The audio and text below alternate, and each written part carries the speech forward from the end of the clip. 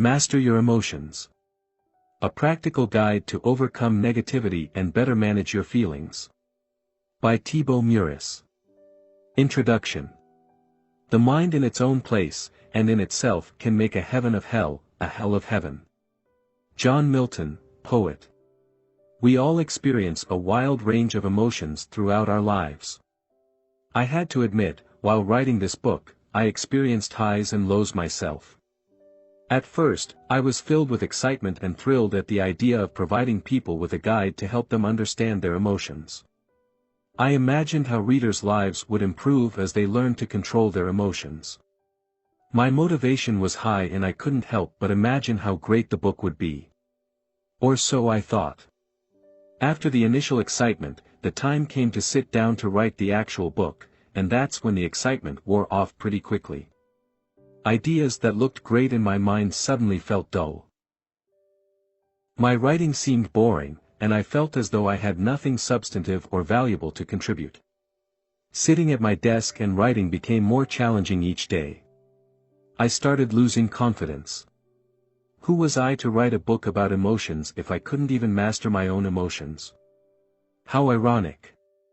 I considered giving up. There are already plenty of books on the topic, so why add one more? At the same time, I realized this book was a perfect opportunity to work on my own emotional issues. And who doesn't suffer from negative emotions from time to time? We all have highs and lows, don't we? The key is what we do with our lows. Are we using our emotions to grow? Are we learning something from them? Or are we beating ourselves up over them? So, let's talk about your emotions now. Let me start by asking you this. How do you feel right now? Knowing how you feel is the first step toward taking control of your emotions. You may have spent so much time internalizing you've lost touch with your emotions. Perhaps you answered as follows: I feel this book could be useful, or I really feel I could learn something from this book. However, none of these answers reflect how you feel. You don't feel like this, or feel like that, you simply feel. You don't feel like this book could be useful, you think this book could be useful, and that generates an emotion which makes you feel excited about reading it. Feelings manifest as physical sensations in your body, not as an idea in your mind.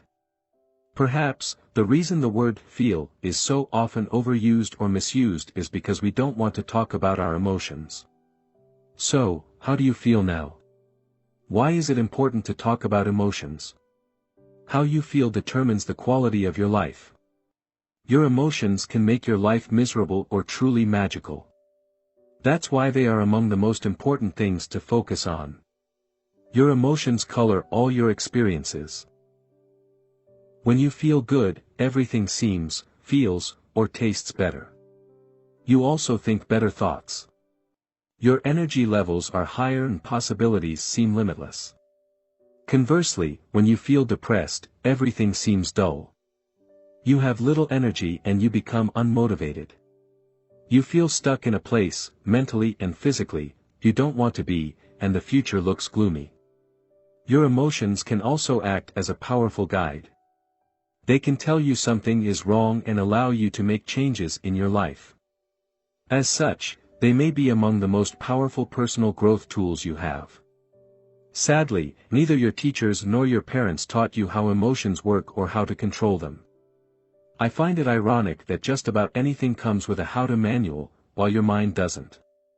You've never received an instruction manual to teach you how your mind works and how to use it to better manage your emotions, have you? I haven't. In fact, until now, I doubt one even existed. What you'll learn in this book. This book is the how-to manual your parents should have given you at birth. It's the instruction manual you should have received at school. In it, I'll share everything you need to know about emotions so you can overcome your fears and limitations and become the type of person you really want to be. You'll learn what emotions are, how they are formed, and how you can use them for your personal growth. You'll also learn how to deal with negative emotions and condition your mind to create more positive emotions.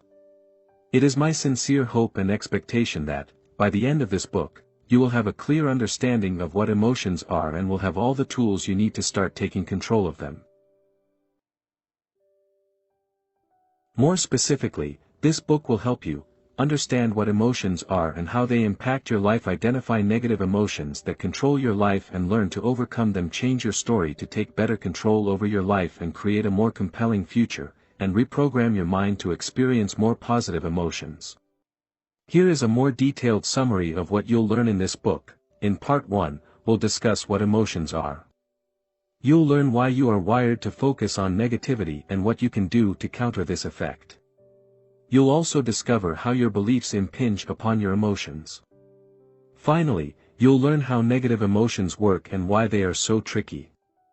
In Part 2, we'll go over the things that directly impact your emotions. You'll understand the roles your body, your thoughts, your words, or your sleep, play in your life and how you can use them to change your emotions. In Part 3, you'll learn how emotions are formed. You'll also learn how to condition your mind to experience more positive emotions. And finally, in Part 4, we'll discuss how to use your emotions as a tool for personal growth. You'll learn why you experience emotions such as fear or depression and how they work. You'll then discover how to use them to grow. Let's get started. How to use this book. I encourage you to read all the way through this book at least once. After that, I invite you to revisit the book and focus on the sections you want to explore in more depth. In this book, I include a number of different exercises. Though I don't expect you to go through them all, my hope is you'll pick some and apply them in your life. Remember, the results you'll get out of this book depend on how much time and effort you're willing to put in. If you feel this book could be of any use to your family members or friends, make sure to share it with them. Emotions are complex and I believe it would benefit us all to deepen our understanding of the topic. Part 1. What emotions are. Have you ever wondered what emotions are and what purpose they serve? In this section, we'll discuss how your survival mechanism affects your emotions. Then, we'll explain what the ego is and how it impacts your emotions. Finally, we'll discover the mechanism behind emotions and learn why negative emotions can be so hard to deal with. 1. How your survival mechanism affects your emotions. Why people have a bias towards negativity. Your brain is designed for survival, which explains why you're able to read this book at this very moment. When you think about it, the probability of you being born was extremely low. For this miracle to happen, all the generations before you had to survive long enough to procreate.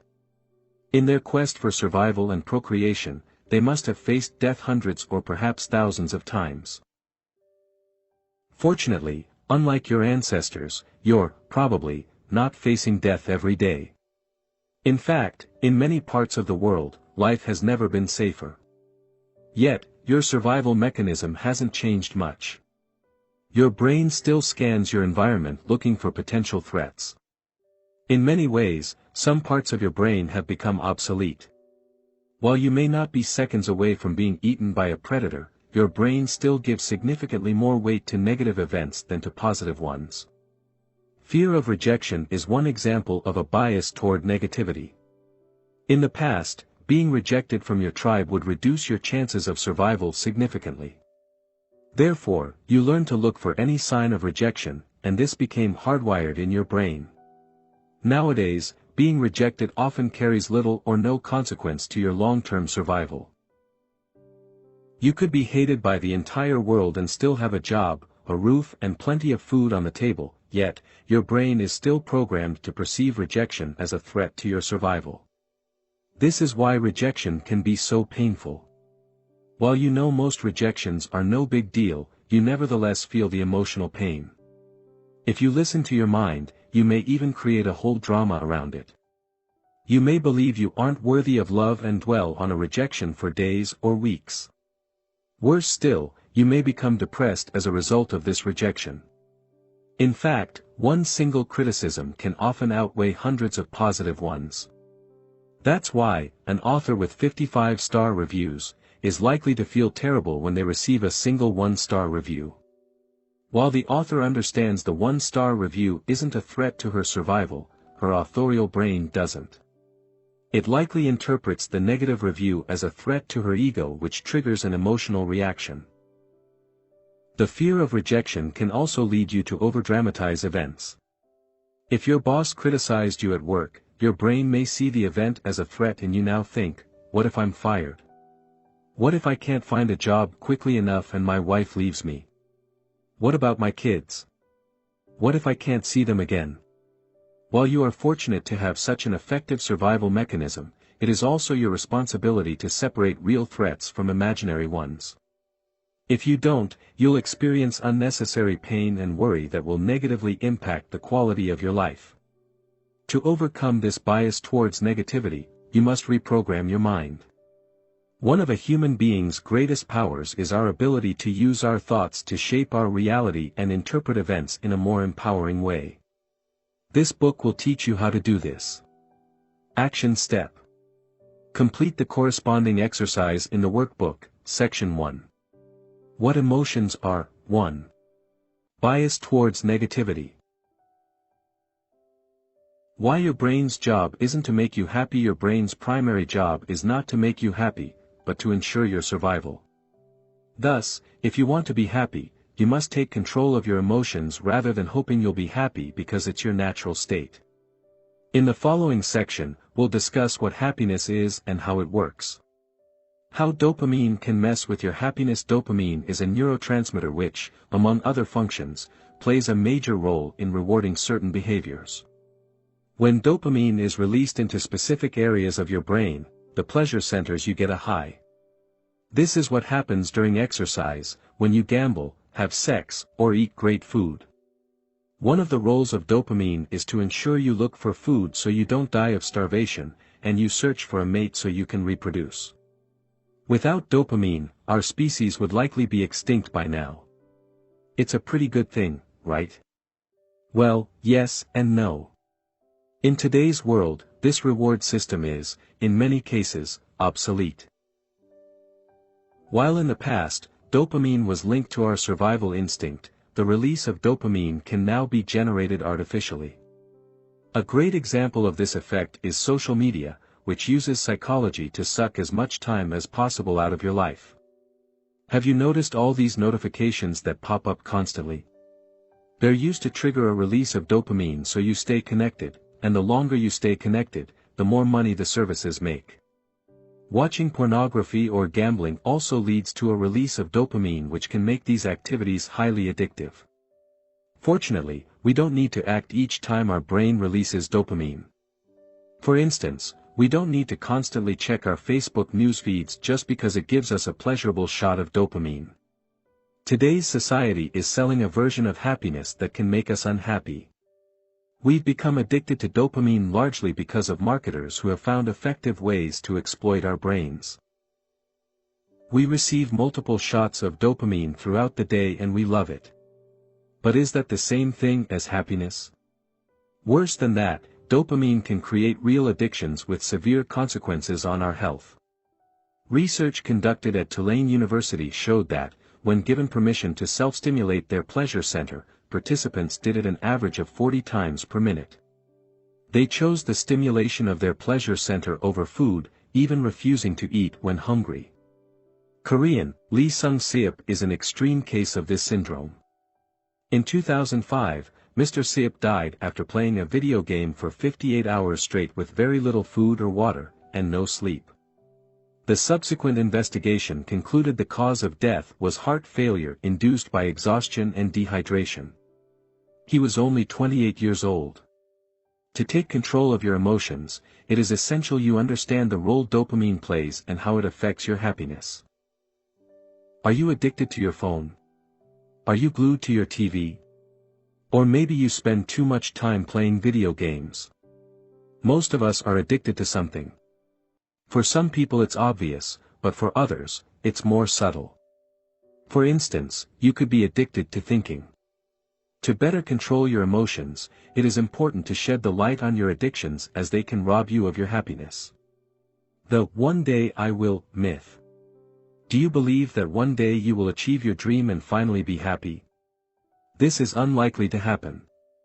You may, and I hope you will, achieve your dream, but you won't live happily ever after. This is just another trick your mind plays on you. Your mind quickly acclimates to new situations, which is probably the result of evolution and our need to adapt continually in order to survive and reproduce. This is also probably why the new car or house you want will only make you happy for a while. Once the initial excitement wears off, you'll move on to crave the next exciting thing. This phenomenon is known as hedonic adaptation. How hedonic adaptation works. Let me share an interesting study that will likely change the way you see happiness. This study, which was conducted on lottery winners and paraplegics, was extremely eye-opening for me. Conducted in 1978, the investigation evaluated how winning the lottery or becoming a paraplegic influence happiness. The study found that 1 year after the event, both groups were just as happy as they were beforehand. Yes, just as happy, or unhappy. You can find more about it by watching Dan Gilbert's TED Talk, The Surprising Science of Happiness here. Perhaps you believe that you'll be happy once you've made it. But, as the above study on happiness shows, this is simply not true. No matter what happens to you, you'll revert back to your predetermined level of happiness once you've adapted to the new event.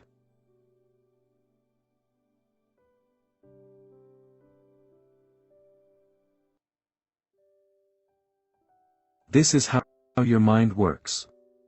Does that mean you can't be happier than you are right now? No. What it means is that, in the long run, external events have very little impact on your level of happiness. In fact, according to Sonia Lyubomirsky, author of The How of Happiness, 50% of our happiness is determined by genetics, 40% by internal factors, and only 10% by external factors.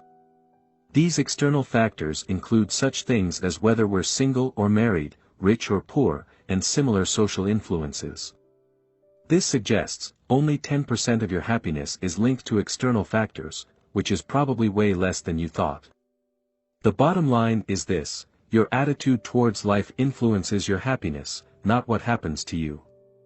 By now, you understand how your survival mechanism impacts negatively your emotions and prevent you from experiencing more joy and happiness in your life. In the next section, we'll learn about the ego. Action step. Use the workbook to write down things that give you shots of dopamine. Section 1. What emotions are? 2. Happiness. 2.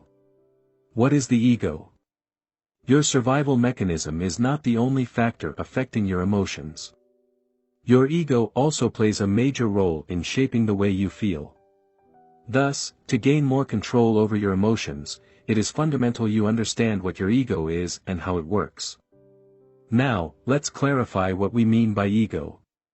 We often say of someone he has a big ego, referring to the ego as something close to pride.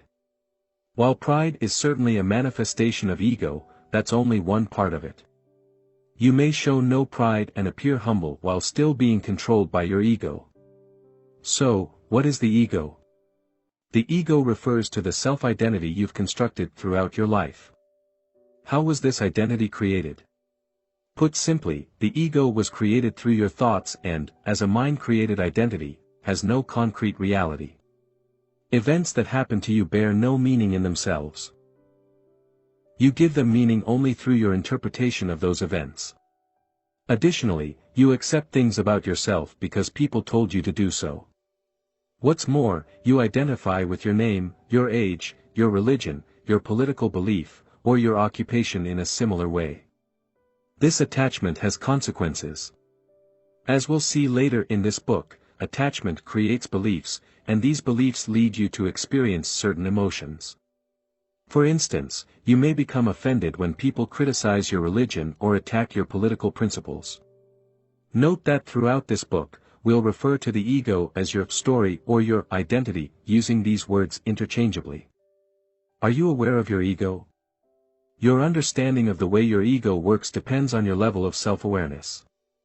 People at the lowest level of consciousness are not even aware the ego exists and, as a result, are enslaved by it.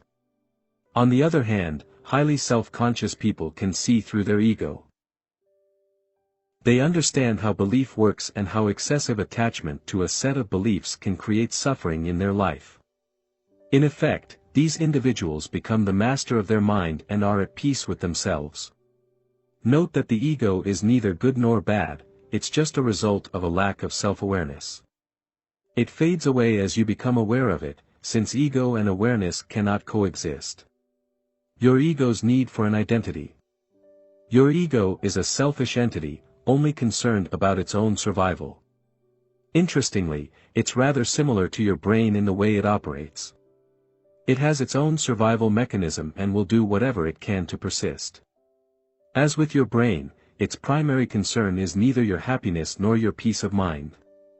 On the contrary, your ego is restless. It wants you to be a go-getter. It wants you to do, have and achieve great things so you can become a somebody. As we already mentioned, your ego needs an identity to exist. The way it does that is through identification with things, people, or beliefs and ideas.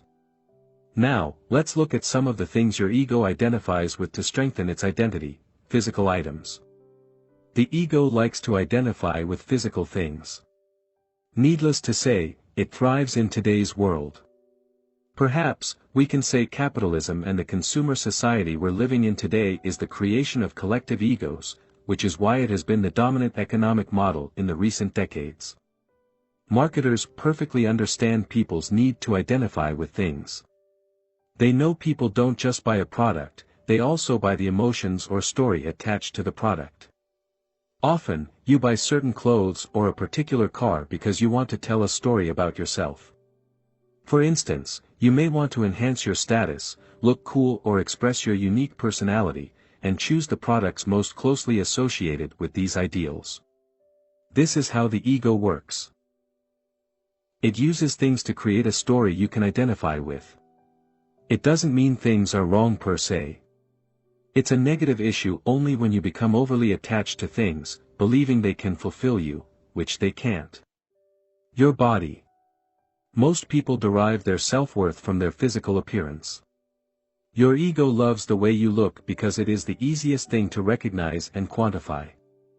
When you strongly associate with your physical appearance, you tend to identify more easily with physical and emotional pain. Believe it or not, you can observe your body without identifying with it. Friends/acquaintances. The ego also derives its sense of identity from your relationships with others. The ego is only interested in what it can get from others. In other words, the ego thrives on the way it can use people to strengthen its identity. If you are honest with yourself, you'll realize most of the things you do are attempts to obtain the approval of others. You want your parents to be proud of you, your boss to respect you, and your wife to love you. Now, let's see in more detail how the ego works in the following cases: parent/child relationships. Some parents' egos lead to the creation of a strong sense of attachment and identification with their children. This is based on the false belief their children are their possessions. As a result, they try to control their children's lives and use them to live the life they wanted to live when they were younger. This is called living vicariously through your children. You see this all the time. Next time you watch a junior soccer, or baseball, game, watch the parents on the touchline to see how some react. Try spotting the parents living vicariously. They are the ones screaming the loudest, and not simply in encouragement. This may happen largely unconsciously. Couples. The feeling of needing someone is very much a play of the ego as well. Anthony de Mello has a beautiful way to put it when he says, "Loneliness is not cured by human company. Loneliness is cured by contact with reality, by understanding that we don't need people." Anthony de Mello. Once you realize you don't actually need anyone, you can start enjoying people's company. You can see them as they really are rather than trying to get something from them. Your beliefs. Your ego also uses beliefs to strengthen its identity. In extreme cases, people become so attached to their beliefs they are ready to die to protect them.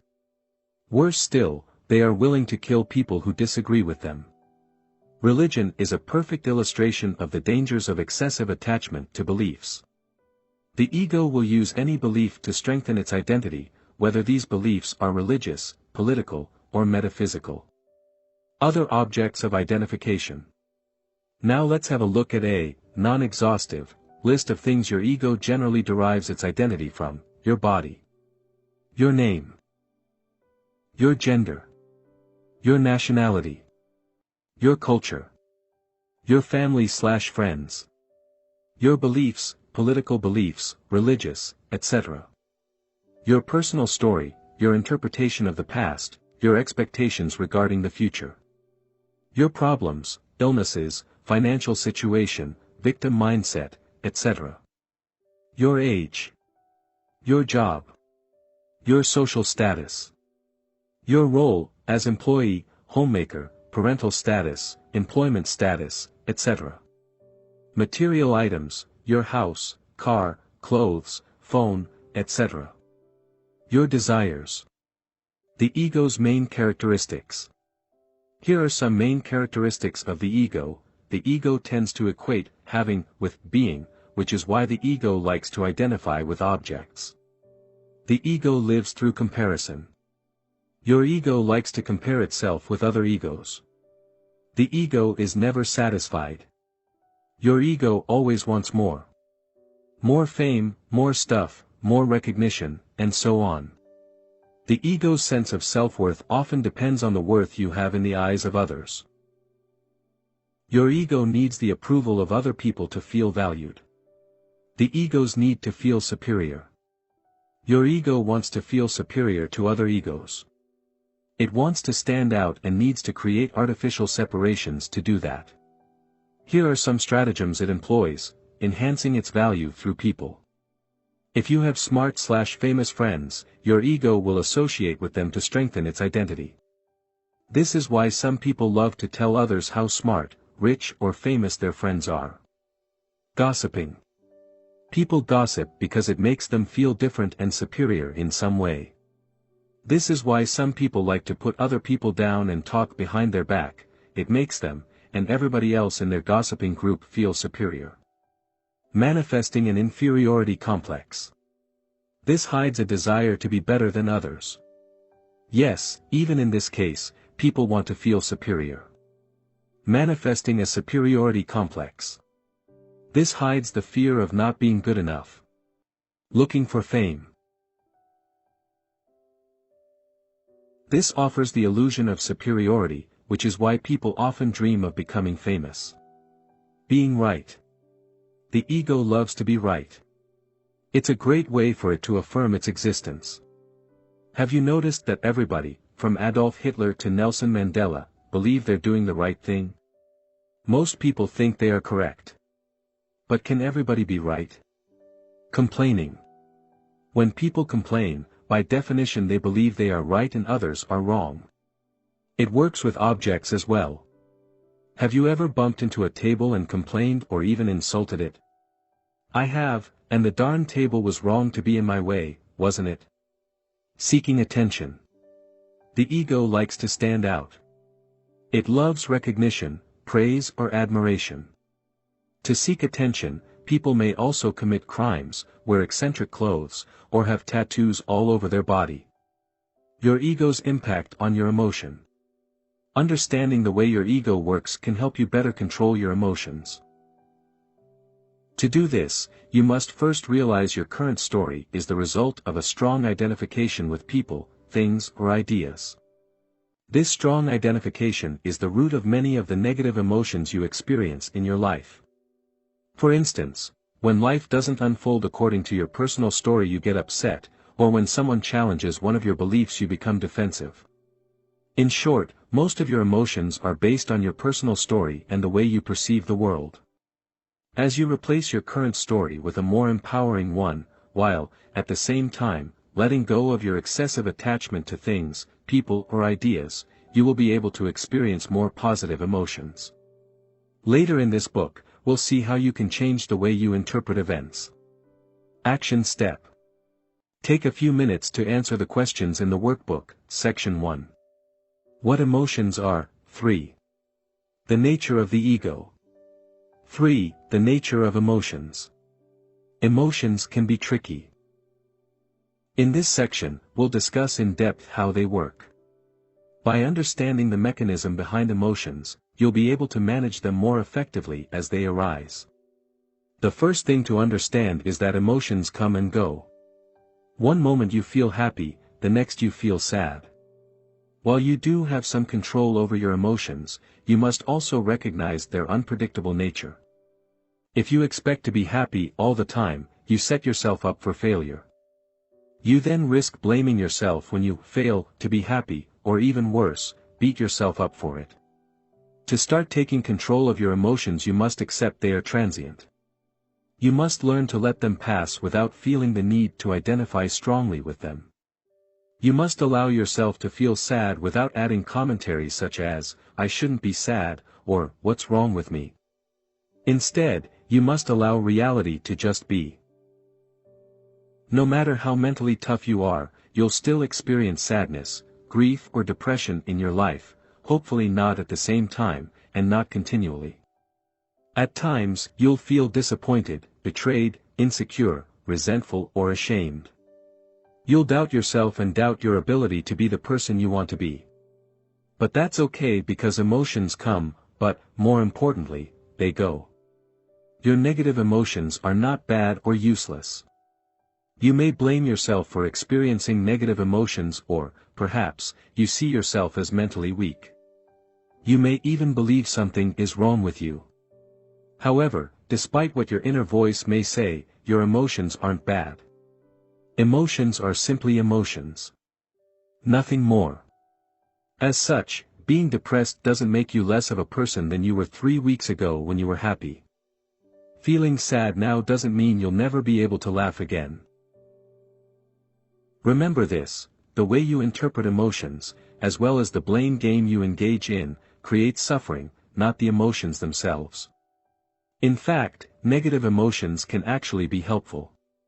Sometimes, you need to touch rock bottom before you can reach the top. Even the toughest people on earth become depressed. Elon Musk never imagined he would have a mental breakdown, but he did, and he bounced back. After losing his fiancée, Abraham Lincoln was depressed for months. This tragic event didn't prevent him from becoming President of the United States. Negative emotions often serve a purpose. They may serve as a wake-up call. They may help you learn something positive about yourself. Of course, when you're under their spell, it may be difficult to look at the bright side of things, but in hindsight, you may realize emotions, even sad ones, had their role to play in your ultimate success. The positive role of negative emotions. Your emotions are not here to make your life harder, but to tell you something. Without them, you wouldn't grow. Think of your negative emotions as the emotional equivalent of physical pain. While you hate being in pain, if you didn't have pain, chances are you would be dead by now.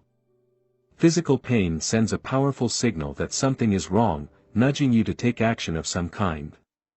It could be to consult your doctor, which may lead you to undergo surgery, change your diet, or increase exercise. Without physical pain, you wouldn't do any of these things and your situation would worsen, potentially leading to a premature death. Emotions work the same way. They signal you to do something about your current situation. Perhaps, you need to let go of some people, quit your job, or remove a disempowering story that creates suffering in your life. The fleeting nature of emotions. No matter how depressed you are, how much grief you're experiencing, or how horrible you feel at a given point in time, this shall pass. Look at some of the negative emotions you experienced in the past. Remember the worst times in your life. During these most difficult periods, you were probably so caught up in your emotions you imagined never being able to escape them. You couldn't imagine being happy again. But even these episodes ended. Eventually, the clouds dissipated and the real you shone again. Your emotions come and they go. Your depression will go, your sadness will vanish and your anger will fade away. Bear in mind, if you experience the same emotions repeatedly, it probably means you hold disempowering beliefs and need to change something in your life. We'll discuss how later. If you suffer from severe, chronic depression, it might be a good idea to consult a specialist. The trickiness of emotions. Have you ever felt you'll never be happy again? Have you ever been so attached to your emotions you thought they'll never go away? Don't worry, it's a common feeling. Negative emotions act as a filter that taints the quality of your experiences. During a negative episode, every experience is perceived through this filter. While the world outside may remain the same, you will experience it in a completely different way based on how you feel. For instance, when you're depressed, you don't enjoy the food you eat, the movie you see, or the activities in which you engage. You only see the negative side of things, feeling trapped and powerless. On the other hand, when you're in a positive mood, everything in life appears better. Food tastes great, you're naturally friendlier, and you enjoy all the activities you partake in. You may now believe that, armed with the knowledge you have gained from this book, you'll never be depressed again. Wrong. You'll keep experiencing sadness, frustration, depression, or resentment, but hopefully, each time these occur, you'll become wiser and wiser, remembering that this too shall pass. I have to admit, I can easily be fooled by my emotions. While I know I am not my emotions, I still give them too much credit and fail to realize they are just temporary visitors. More importantly, I fail to remember they are not me. Emotions always come and go, but I remain. Once the emotional storm has passed, I generally feel like an idiot for having taken my emotions so seriously. Do you? Interestingly, external factors might not be, and often aren't, the direct cause of a sudden change in your emotional state. You can be in the exact same situation, with the same job, the same amount of money in your bank account, and have the same problems as always, but experience radically different emotional states. In fact, if you look at your past, this is often what happens. You are mildly depressed for a couple of hours or a few days, before bouncing back to your default emotional state. During this period of emotional stress, your environment doesn't change at all. The only thing that changes is your internal dialogue. I encourage you to make a conscious effort to notice whenever such events happen and start seeing through your emotions' trickery. You might want to go one step further and record these events in a journal. By doing so, you will gain a deeper understanding of how emotions work and, as a result, you will be better equipped to manage them. The evil power of emotions. An emotion usually represents an amplified energized thought pattern, and because of its often overpowering energetic charges, it is not easy initially to stay present enough to be able to watch it. It wants to take you over, and it usually succeeds, unless there is enough presence in you. Eckhart Tolle, The Power of Now. Negative emotions are like a spell. While you're under their influence, breaking free from them seems impossible. You may know dwelling on the same thoughts is pointless, yet you can't help but go along with the flow. Feeling an intense pull, you keep identifying with your thoughts and, as a result, feel worse and worse. When this happens, no rational argument seems to work. The more these emotions fit your personal story, the stronger the pull becomes. For instance, if you believe you aren't good enough, you may experience negative emotions such as guilt or shame each time you judge what you do is not good enough. Because you've experienced these emotions so many times before, they have become an automatic response. For more information on how the identification with emotions works, refers to the section Identification. The filtering power of emotions. Your emotional state can drastically affect your outlook on life, leading you to act and behave differently. When you're in a positive state, you have more energy available. This gives you more confidence in everything you do. An openness to consider new actions that could improve your life. The ability to leave or break out of your comfort zone, more emotional room to persevere during tough times, better ideas and enhanced creativity, and easy access to positive emotions within the same emotional range. When you're in a negative state of mind, you have less energy available, giving you a lack of confidence that affects everything you do, a lack of motivation that reduces the scope of actions you're willing to take. A reluctance to take on new challenges and leave your comfort zone. A reduced ability to persevere in face of setbacks, and a propensity to attract negative thoughts within the same emotional range. Let's have a look at a real example. Real-life example. Let me share with you a real example from my own life. Both cases happened under the same external conditions. The only difference was my emotional state at the time. Case 1, feeling excited about my online business, more confidence in everything I do, I feel as though my ideas are good. I'm excited to work on my books and eager to write articles. I am open to sharing my work and promoting it. An openness to consider new courses of action, I am open to new ideas or to work on a new project. I can think of ways to collaborate with other authors and start building a new coaching program to offer my audience. The ability to get out of my comfort zone, it becomes easier for me to push myself beyond my comfort zone. I may contact people I don't know, or run Facebook Lives for instance. More emotional room to persevere, I stick to my projects even when I lack motivation.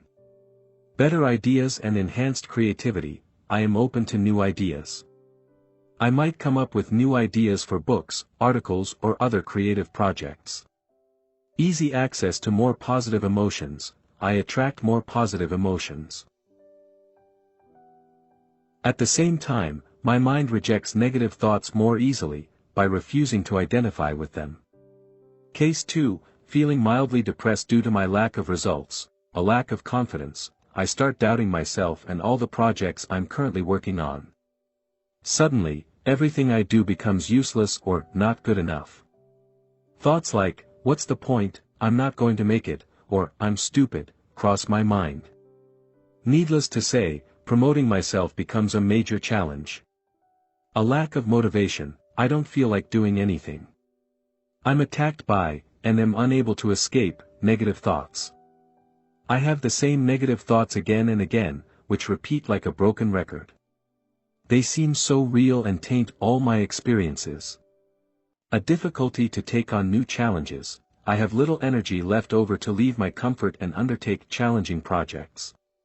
A reduced ability to persevere, I have difficulty finishing tasks and I procrastinate over tasks I should be working on. A propensity to attract negative thoughts, I attract more and more negative thoughts. Although these thoughts may have been crossing my mind before, now they stick fast. By identifying with these thoughts, I generate more negative emotions. Both cases happened only a few days apart. The external environment was the exact same, but my emotional state was radically different and led me to take different actions. The magnetic power of emotions. Your emotions act like magnets. They attract thoughts on the same wave. That's why, when you're in a negative state, you easily attract other negative thoughts, and by latching onto these thoughts you make the situation worse. As Eckhart Tolle wrote in The Power of Now, often, a vicious circle builds up between your thinking and the emotion, they feed each other. The thought pattern creates a magnified reflection of itself in the form of an emotion, and the vibrational frequency of the emotion keeps feeding the original thought pattern. Eckhart Tolle. Now, let's see what you can do to break free from that magnetic power. Breaking the magnetic power of emotions. Let's say you have a bad day at work and you're in a terrible mood. The negative state you're in causes you to attract more negative thoughts. Suddenly, you fixate on the fact you're still single at 30 and start beating yourself up over it. Then, you blame yourself for being overweight. You also remember you have to go to the office the following Saturday, which reminds you how much your job sucks. Do you see how much easier it is to attract negative thoughts when you're feeling low? To prevent this from happening, it is essential you remove the habit of clustering negative thoughts together. Real-life example, I have knee problems, which prevents me from practicing many sports. Since I've always loved sports, these injuries have been a source of emotional pain.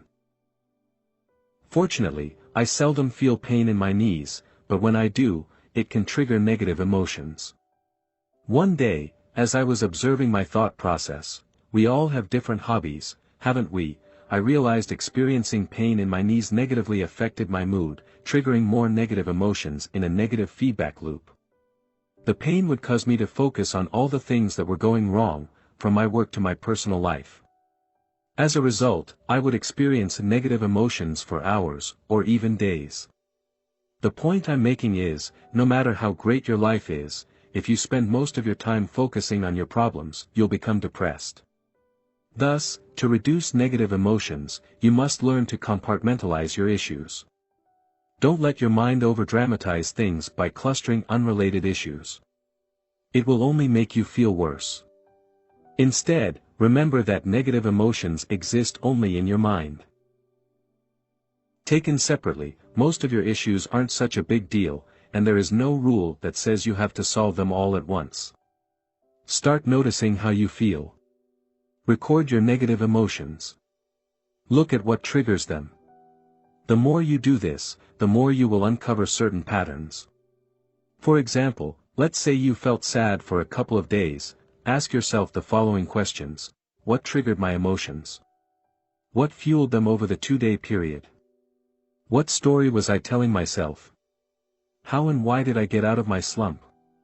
What can I learn from this episode? Answering these questions will be invaluable and will greatly help you deal with similar issues in the future. Your emotional accessibility. We previously saw you attract thoughts that matched your emotional state. The opposite is also true. You can't attract thoughts that are out of sync with how you feel at any given time. Even if you tried to think positive thoughts, your mind wouldn't be receptive to them. This is why during periods of sadness, while positive thoughts may cross your mind from time to time, you won't be able to associate with them and you won't be able to change your emotional state. Your emotional set point. Have you ever been told to cheer up when you were grieving, or express gratitude when you were depressed? Did it help? It probably didn't. This is because the emotional state you were in didn't allow you access to these emotions. In their book, Ask and It Is Given, Esther and Jerry Hicks offer a model to explain how emotional ranges are connected and how we can move up the ladder from negative to more positive emotions. For instance, in this model, depression or hopelessness is at the bottom of the ladder, followed by anger. What it means is that when you feel depressed, signs of anger indicate you're climbing the emotional ladder. This makes sense. When you're angry you have more energy than when you're depressed, right? Recently, after being depressed for a while, I experienced feelings of anger. For some reason, I got tired of the stories and excuses running through my mind, and I used the anger as a fuel to complete the tasks I had been avoiding. As a result, I was able to create momentum and climb the emotional ladder. Whenever you experience negative emotions, watch for emotions that give you more energy.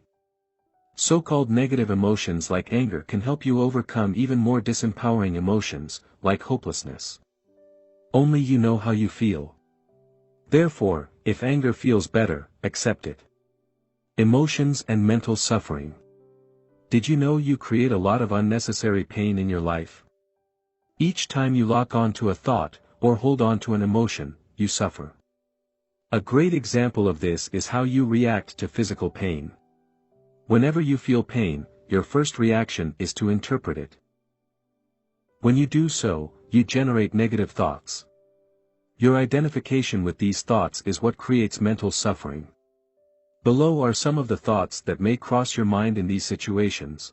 What if this pain never goes away? What if I can't do X, Y, Z anymore because of the pain? What if it gets worse? What if I need to undergo surgery? What if I can't go to work? I have an important project I must finish on time. With this pain, today's going to be challenging. I don't have money. How will I pay hospital bills if things get worse? This internal dialogue creates suffering but does nothing to help solve the problem. You can still function properly and take appropriate actions without dwelling on any of the above worries. Negative emotions are not the problem, the mental suffering you create out of these emotions is. Another example of mental suffering is procrastination. Have you ever delayed starting a task for days or weeks just to realize it wasn't a big deal once you'd completed it? I have. What was the most exhausting part, the task itself, or the time you spent worrying about it? Or perhaps you didn't sleep long enough and keep telling yourself today is going to be a rough day. As you imagine all the tasks you need to do, you already feel exhausted. Psychologists have shown that mental suffering is what consumes most of your energy. After all, sitting at a desk all day shouldn't be that tiring, yet many of us feel exhausted at the end of the day. In his classic book, How to Stop Worrying and Start Living, Dale Carnegie wrote the following: one of America's most distinguished psychiatrists, Dr. Brill, goes even further. He declares, 100% of the fatigue of the sedentary worker in good health is due to psychological factors, by which we mean emotional factors. Dale Carnegie. People inflict a tremendous amount of suffering on themselves. As you continue reading this book, you'll realize the idiocy of this activity.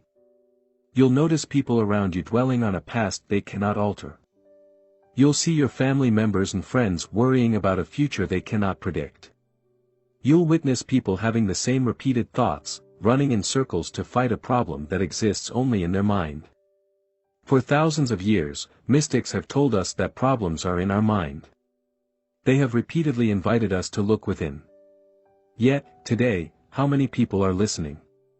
Too many of us are addicted to our problems. Instead of letting go, we complain, we play the victim, we blame other people, or we discuss our problems without doing anything to solve them. To reduce this mental suffering, we must refuse to interpret our emotions in a negative and disempowering way. Why problems don't exist? If we go one step further and look at reality in an objective way, we can say that problems don't actually exist. Here is why: what you don't focus on doesn't exist, a problem only exists when you give it your attention. From your mind's perspective, what you don't give any thought to doesn't exist. Let's take a hypothetical example. Imagine you lost your legs. If you accept that fact immediately and refuse to give it any thought, there will be no problem and thus, no mental suffering. You would simply be living in reality. Of course, that's usually not what happens. A problem exists only in time, a problem can only exist in the past or in the future. And where do the past and future exist? In your mind. To acknowledge a problem, you must use your thoughts, and thoughts exist in time, not in the present moment. A problem needs to be labeled as a problem to actually exist. A problem exists only when you interpret a situation as being a problem. Otherwise, there is no problem. This concept may be hard to grasp at first, but it's a key theory. In the next section, we'll look at the different components affecting your emotions. Action step. Explore the nature of emotions using the workbook, Section 1. What emotions are. 4. The nature of emotions. Part 2. What impacts your emotions? Your mind operates on the famous computing principle of GIGO, garbage in, garbage out. If you do ill, speak ill, and think ill, the residue is going to leave you sick. If you do well, speak well, and think well, the outcome is going to be well. OSAMT. Emotions are complex, and a variety of factors influence how you feel. In this section, we'll cover some of the elements affecting what drives your emotions. The good news is, you have some control over them. If we exclude spontaneous emotional reactions resulting from your survival mechanism, most of your emotions are self-created. They result from the way you interpret thoughts or events. However, these aren't the only elements that affect your emotional state. Your body, your voice, the food you eat, or how much you sleep, also play a role in determining the quality of your emotions and therefore the quality of your life. Let's see how each of these elements impact your emotions. 4. The impact of sleep on your mood. The quality of your sleep and how much of it you get affects your emotional state. You've probably experienced the side effects of sleep deprivation yourself. Perhaps, you felt grumpy, unable to concentrate, listless, or had difficulty dealing with negative emotions. Sleep deprivation can impact mood in many different ways. According to a survey performed on people suffering from anxiety or depression, most of the respondents reported receiving less than 6 hours sleep per night. Sleep deprivation also increases mortality risk. A 2016 study conducted by researchers at non-profit organization, RAND Europe, estimated that people sleeping less than 6 hours a night had a 13% increased mortality risk than people sleeping between 7 and 9 hours. The same studies revealed that lack of sleep cost an estimated $411 billion per year to the United States economy. Interestingly, sleep deprivation also seems to reduce an individual's ability to enjoy positive experiences. One study shows that, while people who had enough sleep did experience a positive effect from such experiences, no such effect was generated in people who were sleep deprived. How to improve the quality of your sleep? There are many ways to improve the quality of your sleep. Let's go over some of them. Make sure your bedroom is pitch black. Many studies have shown that the darker the bedroom is, the better we tend to sleep. If your room isn't pitch black, what can you do to make it darker? Maybe you can buy a sleep mask, or curtains that do a better job at blocking daylight. Avoid using electronic devices. This applies to smartphones, tablets, televisions, and the like. According to sleepfoundation.org, studies have shown that even our small electronic devices emit sufficient light to miscue the brain and promote wakefulness. As adults, we are subject to these influences, and our children are particularly susceptible. A 2014 study published in PNAS showed that melatonin, a chemical which helps regulate sleep patterns, was reduced by 50% in participants who read with electronic devices rather than books. These participants took about 10 minutes longer to fall asleep and lost 10 minutes of deep sleep, also known as REM. Participants also reported feeling less alert in the morning. If your device has a light setting for nighttime use, it may still have a negative impact on your sleep, but just test the night setting and see if it makes a difference to your sleep patterns. If you absolutely have to use electronic devices at night, considering wearing glasses that block the blue light they emit.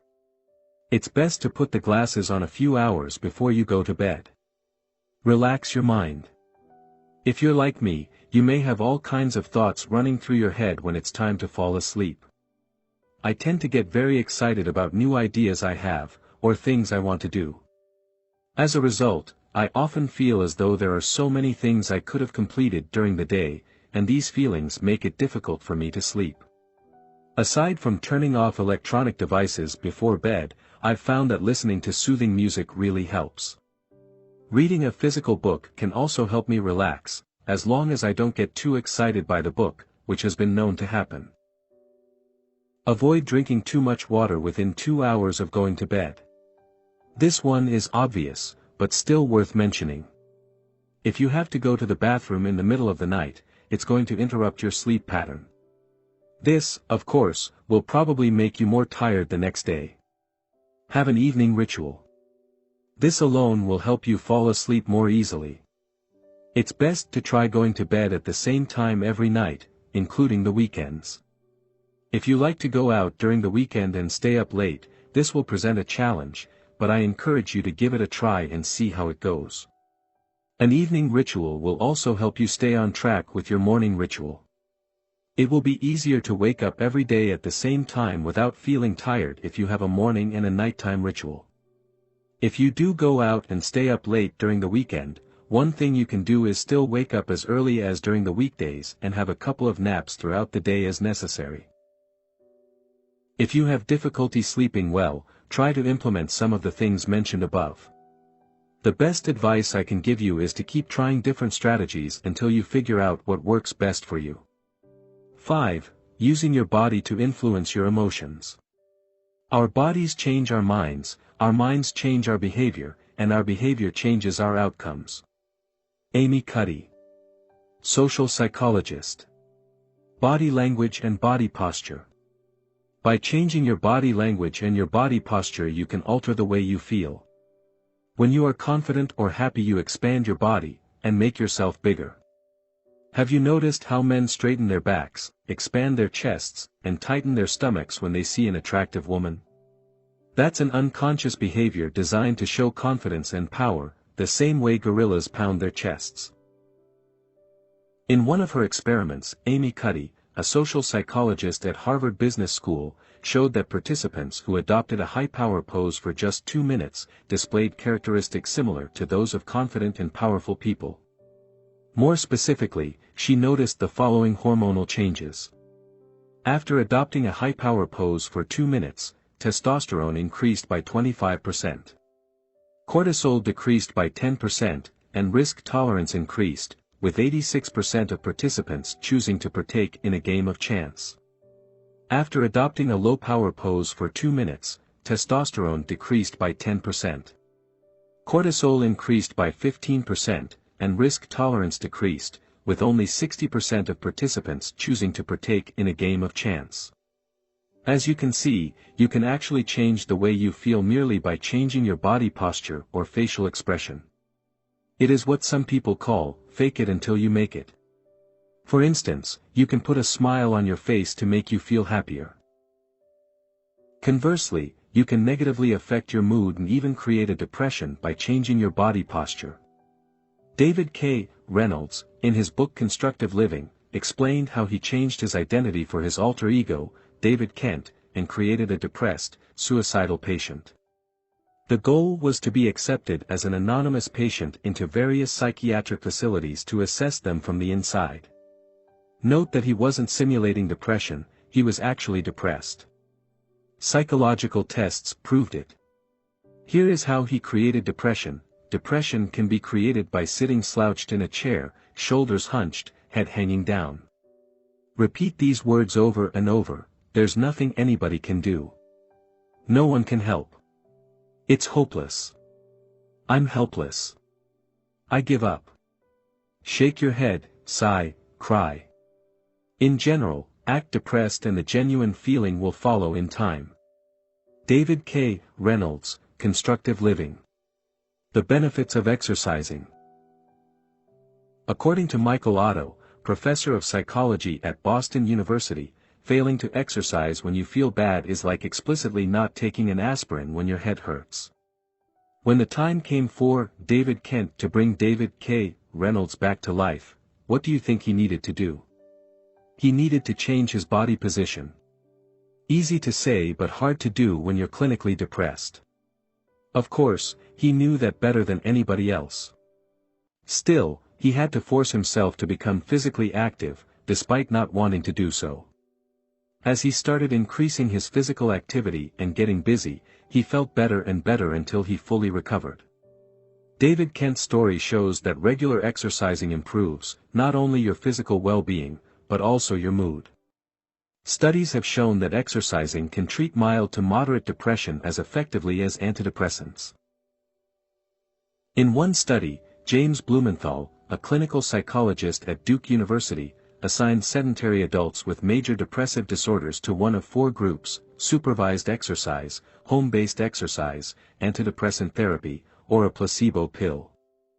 After 4 months, Blumenthal found that patients in the exercise and antidepressant group had the highest rates of remission. In his conclusions, he stated that exercise has more or less the same effect as antidepressants. When he followed up with the same patients a year later, Blumenthal discovered that people who were still exercising regularly had lower depression scores than people who only exercised sporadically. Exercise seems to not only help treat depression, but also to prevent relapse. So, when it comes to mastering your emotions, make sure exercising is part of your toolbox. Fortunately, you don't have to run 10 miles a day to reap the benefits of exercise. Simply walking for 30 minutes, 5 days a week can work wonders. According to research published in PLOS Medicine, 2.5 hours moderate exercise a week could add 3.25 years to your lifespan. Another study of 5,000 people in Denmark showed that individuals who exercised regularly lived 5 to 7 years longer than sedentary counterparts. As for the benefits of exercising on your mood, they are both immediate and long-term. Professor of Psychology, Michael Otto, says you usually derive a mood enhancement effect within 5 minutes of partaking in moderate exercise. And, as we've just seen, exercising regularly improves your long-term mental health and can be as effective as antidepressants. What about you? What activity are you going to take on to improve your mental and physical health? 6. Using your thoughts to influence your emotions. You become what you think about all day long. R.L.P.H. Waldo Emerson, essayist and poet. Your thoughts define who you are and create your reality. That's why you should channel your thoughts towards what you want, not what you don't want. As the success expert Brian Tracy says, the key to success is to focus our conscious mind on things we desire, not things we fear. The benefits of meditation.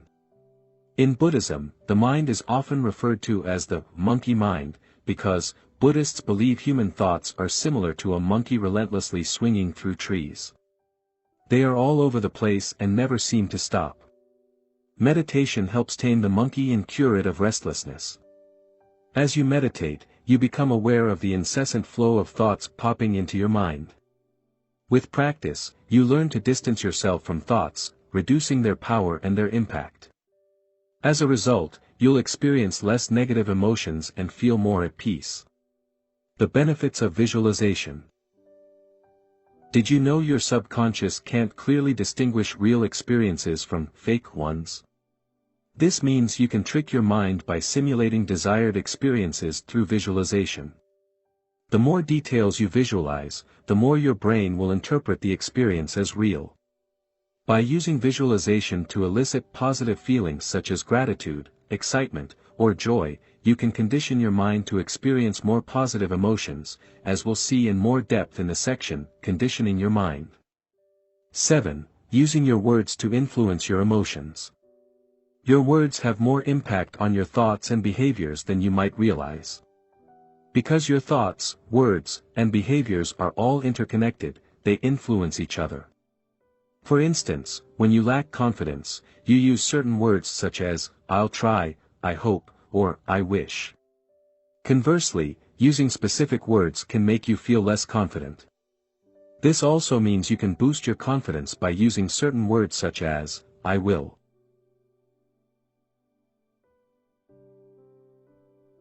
For instance, saying, "I will change career," or "I will complete this project by the end of this month," will make you feel more confident than saying, "I hope I can change career," or "I'll try to complete this project by the end of this month."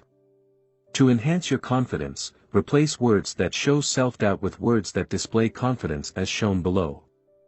Words to be avoided: would / could / should / might try / hope / wish. Maybe / perhaps. If everything is okay. If everything goes well. Words to be used instead: I will. Absolutely. Definitely. Of course. Sure. Certainly. Obviously. Without any doubt. No problem. The power of positive affirmations. Positive affirmations are sentences you repeat to yourself on a regular basis until your subconscious mind accepts them as true. Over time they help you condition your mind to experience positive emotions such as confidence or gratitude. For more information on how to condition your mind, refer to the section, Conditioning Your Mind. How to use positive affirmation. Use the present tense and not the future tense: I am, not, I will. Avoid negative forms like, I am not shy. Instead, use, I am confident. Repeat the sentence again and again for 5 minutes. Do it every single day without exception for a month, and preferably longer. Use visualization at the same time and involve your emotions. Some examples of powerful affirmations: I love being confident. I am independent of the good or bad opinions of others. I am beneath no one and no one is beneath me. I love you. Add your name and say it while looking into your eyes in the mirror, e.g., I love you, Thibaut. Awkward, isn't it? Thank you. Exercise. Use positive affirmation for 5 minutes daily. Notice words that show a lack of commitment, confidence, or assertiveness. Go over your emails before you send them and remove phrases such as, I'll try, I should, I hope, etc. Replace them with, I will, or something equally assertive. For the next 3 weeks, challenge yourself to avoid using words showing a lack of confidence. Additional tip, the world-famous life coach, Tony Robbins, has been using what he calls incantation for decades before meeting a client or holding a seminar. He uses both his body and certain phrases to put himself in the right state and to reach a level of absolute certainty. As you perform your own affirmations, try engaging your body as well. Remember, your words and your body affect your emotions. 8. How your breathing affects your emotions. You can stay without food or sleep for days, but you cannot survive past a few minutes without oxygen. While breathing should happen naturally, the truth is that many people don't know how to breathe properly. As a result, they don't generate as much energy as they could. These individuals tire more easily than others, which affects their mood and make them more prone to experience negative emotions. Proper breathing benefits you in different ways. Slowing your breathing helps reduce anxiety. In breathwalk, breathing your way to a revitalized body, mind and spirit, Guru Charan Singh Khalsa and Yogi Bhajan mentioned the following benefits from slow breathing: 8 breathing cycles per minute, relief from stress and increased awareness. 4 breathing cycles per minute, intense feelings of awareness, increased visual clarity, heightens bodily sensitivity. 1 breathing cycle per minute, optimized cooperation between brain hemispheres, dramatic calming of anxiety, fear, and worry. Rapid breathing such as the breath of fire, allows you to release stress, be more alert and have more energy alongside with other benefits. You can watch a tutorial video here. For a more general overview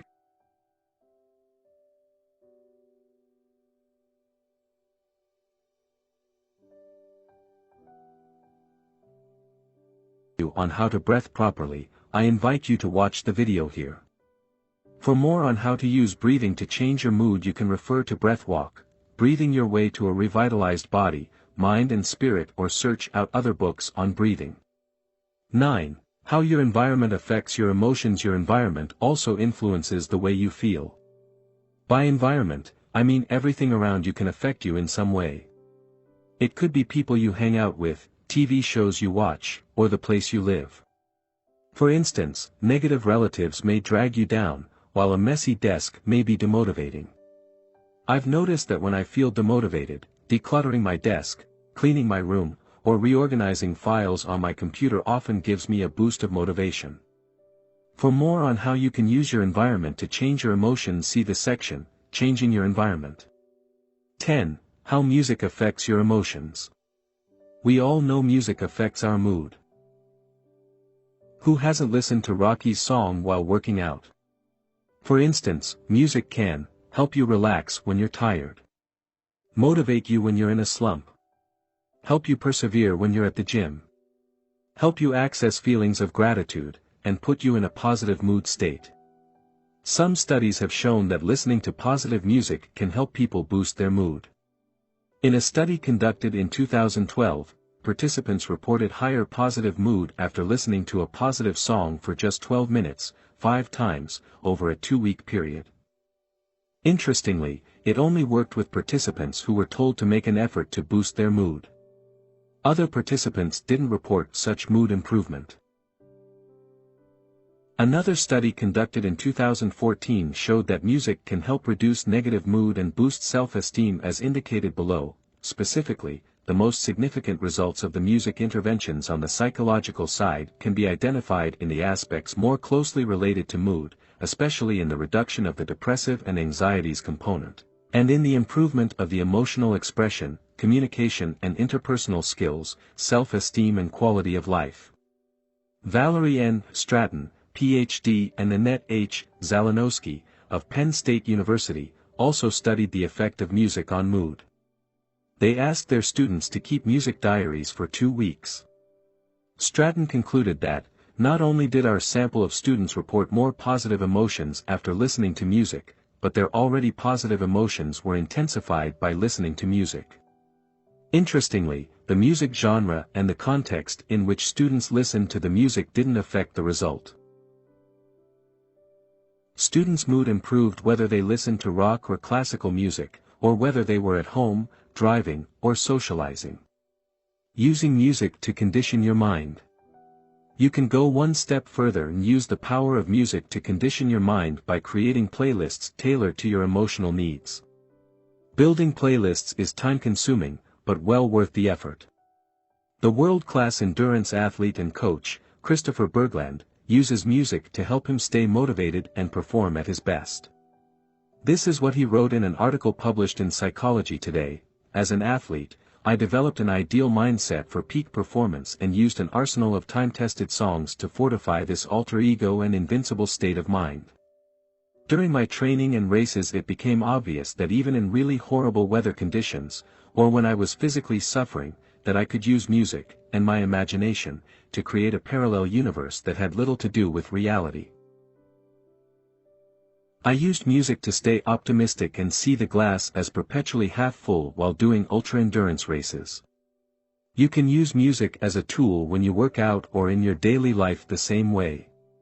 Christopher also enjoys listening to specific songs before a big interview or when he does public speaking. Personally, I like to listen to songs that make me feel grateful. What about you? How can you use music to improve your mood? Exercise. Experiment with different types of music. Experiment with different types of music and see how you can use them to boost your mood. For instance, you could use music to help you meditate, work out, or do your homework. As you do so, keep the following points in mind: everybody is different. Don't listen to a song because it's popular. Listen to it because it makes you feel the way you want to feel. We all have different musical tastes. The only thing that matters is how you feel when you listen to music. Keep experimenting, listen to different types of music and see how they make you feel. Are you inspired? Motivated? Happy? Relaxed? Start creating playlists for specific moods you want to experience. Action step. Use the workbook to design new strategies to better take control of your emotions. Section 2. What impact your emotions? Part 3. How to change your emotions. The mind always seeks to deny the now and to escape from it. In other words, the more you are identified with your mind, the more you suffer.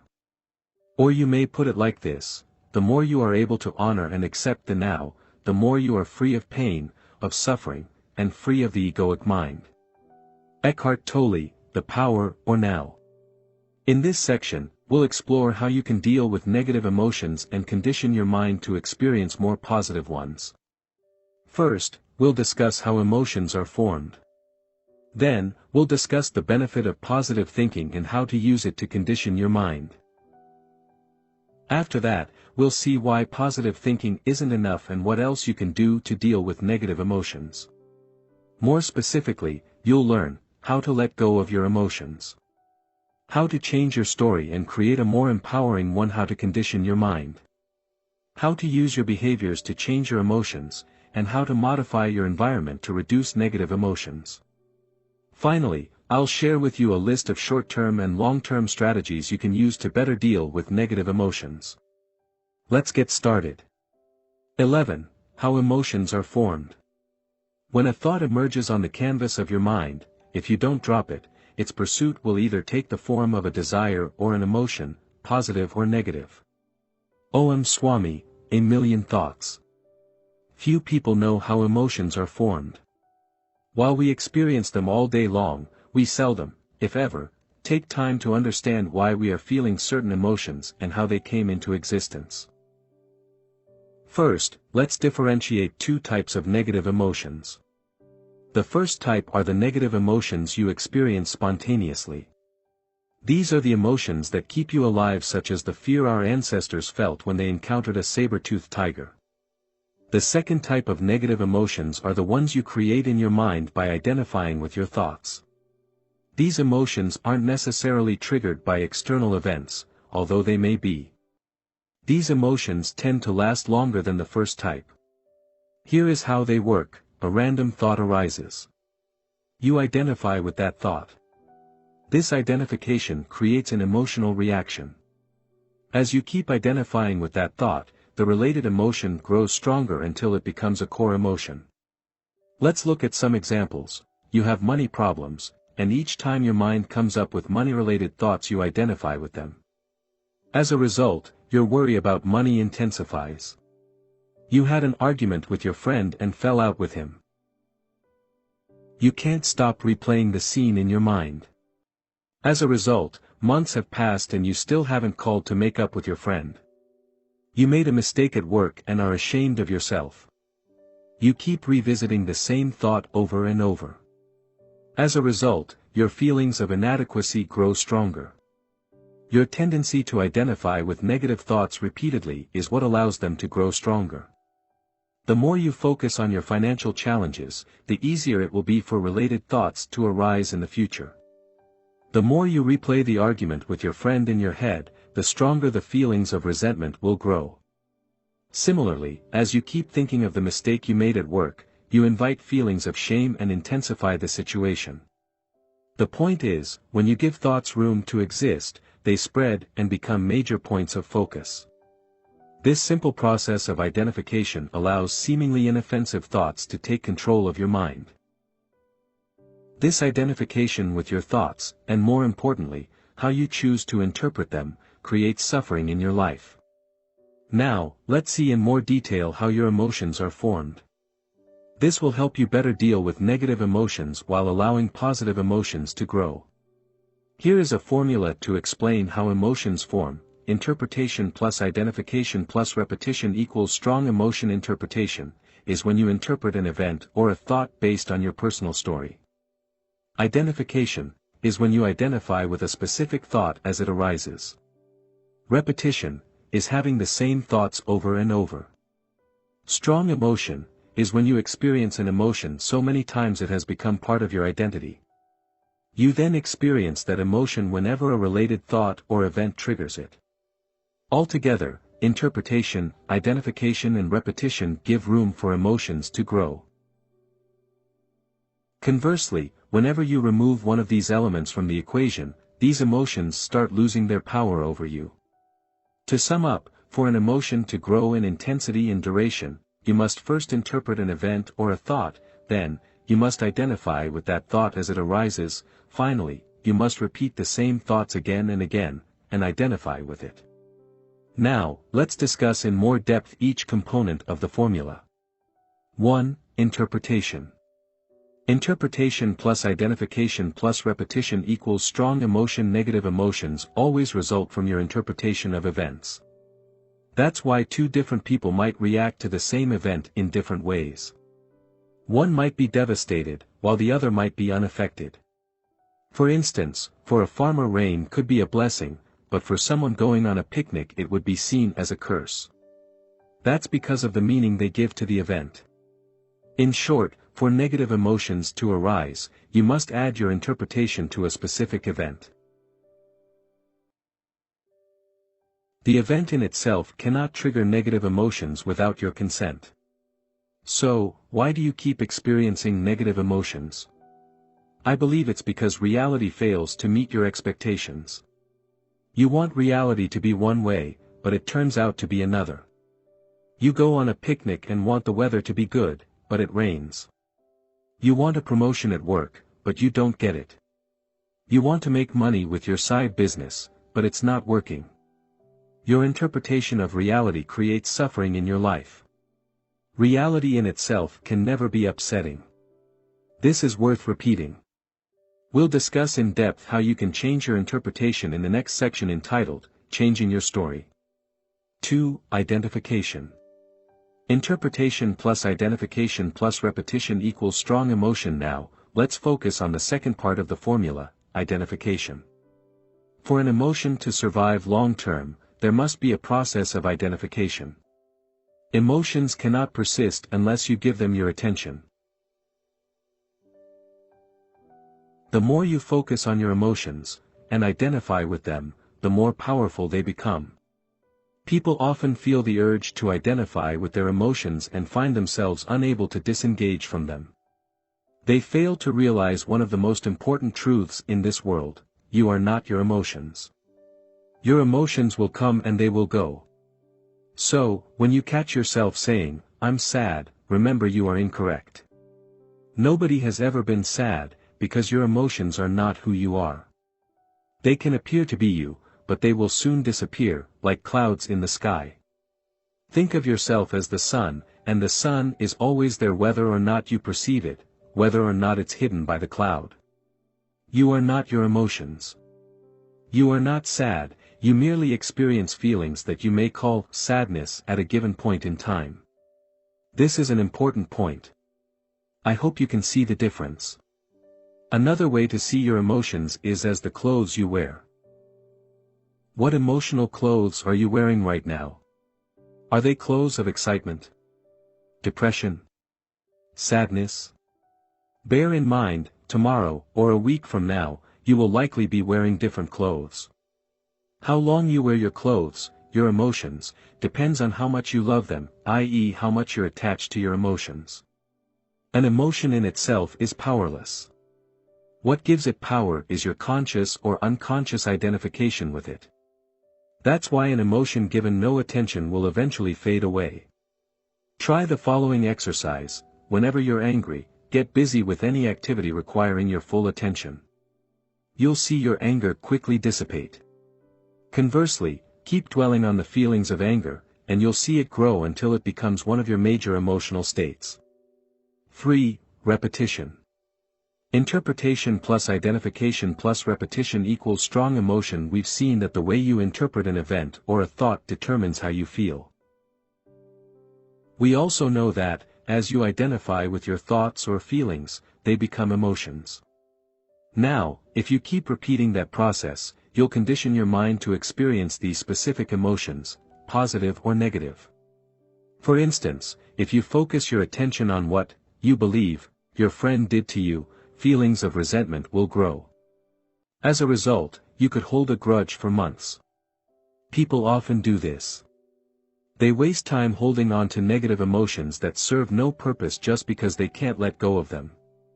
Conversely, if you disengage from your thoughts of resentment and simply observe them, over time they will lose power and the associated resentment will fade away. In fact, if you had let go of the thought of resentment immediately after it arose, your feelings of resentment would have dissipated almost instantly. We'll see how you can let go of your emotion in the section, Letting Go of Your Emotions. Action Step. Resist negative emotions from the past using the workbook, Section 3. How to change your emotions. 1. How emotions are formed. Recall the last time you felt anger, sadness, frustration, fear, or depression. Now, write down what happens for each of the following: interpretation, what events happened and what thoughts arose. Identification, how did you respond to these thoughts? Repetition, did you identify with these thoughts repeatedly? 12. Changing your interpretation. The sight of a slaughterhouse may trigger a negative emotion in you, whereas it may be positive for the business owner and natural for the machine operator. It all depends on how you are conditioned. Om Swami, a million thoughts. In itself, an event or a thought has no power to alter your emotional state. What generates emotions is the way you choose to interpret the event or thought. This is why two people can react differently to the same situation. One will see a problem and blame external circumstances, while the other will see an opportunity to be embraced. One will get stuck, the other will grow. The way you interpret events is closely linked to general assumptions you hold about life. As such, it is essential we first delve into the underlying assumptions that lead to these interpretations. Exploring your assumptions. To enter a given emotional state, you made certain assumptions regarding how things should be. These assumptions constitute your subjective reality. Because you're convinced they are true, you don't question them. Below are some examples of assumptions you may have. Problems should be avoided. This is a problem. I should be healthy.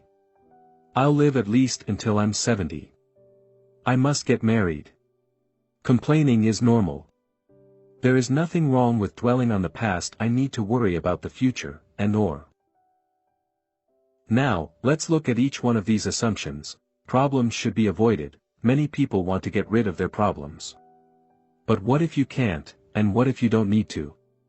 For sure, Some people have better problems than others, but everybody has problems. What if the assumption that you shouldn't have any problems is wrong? What if you need to learn how to dance in the rain and make the most of your problems? What if problems are just challenges to be overcome, and part of life? This is a problem. What if this thing you label as a problem is actually not a problem? What if it doesn't matter as much as you think? What if it's an opportunity in disguise? And how could you make it so? I should be healthy. We tend to take our health for granted, but we cannot guarantee we won't get sick tomorrow. What if your health is a blessing and not necessarily the default position? Wouldn't that make you think of your health in a different way? I'll live at least until I'm 70, you probably assume you'll live a long life, but what if that's not the case? Isn't living a long life a blessing rather than something you should take for granted? Unfortunately, some people die young, but that's the nature of reality. People say, he died too young, but is that correct?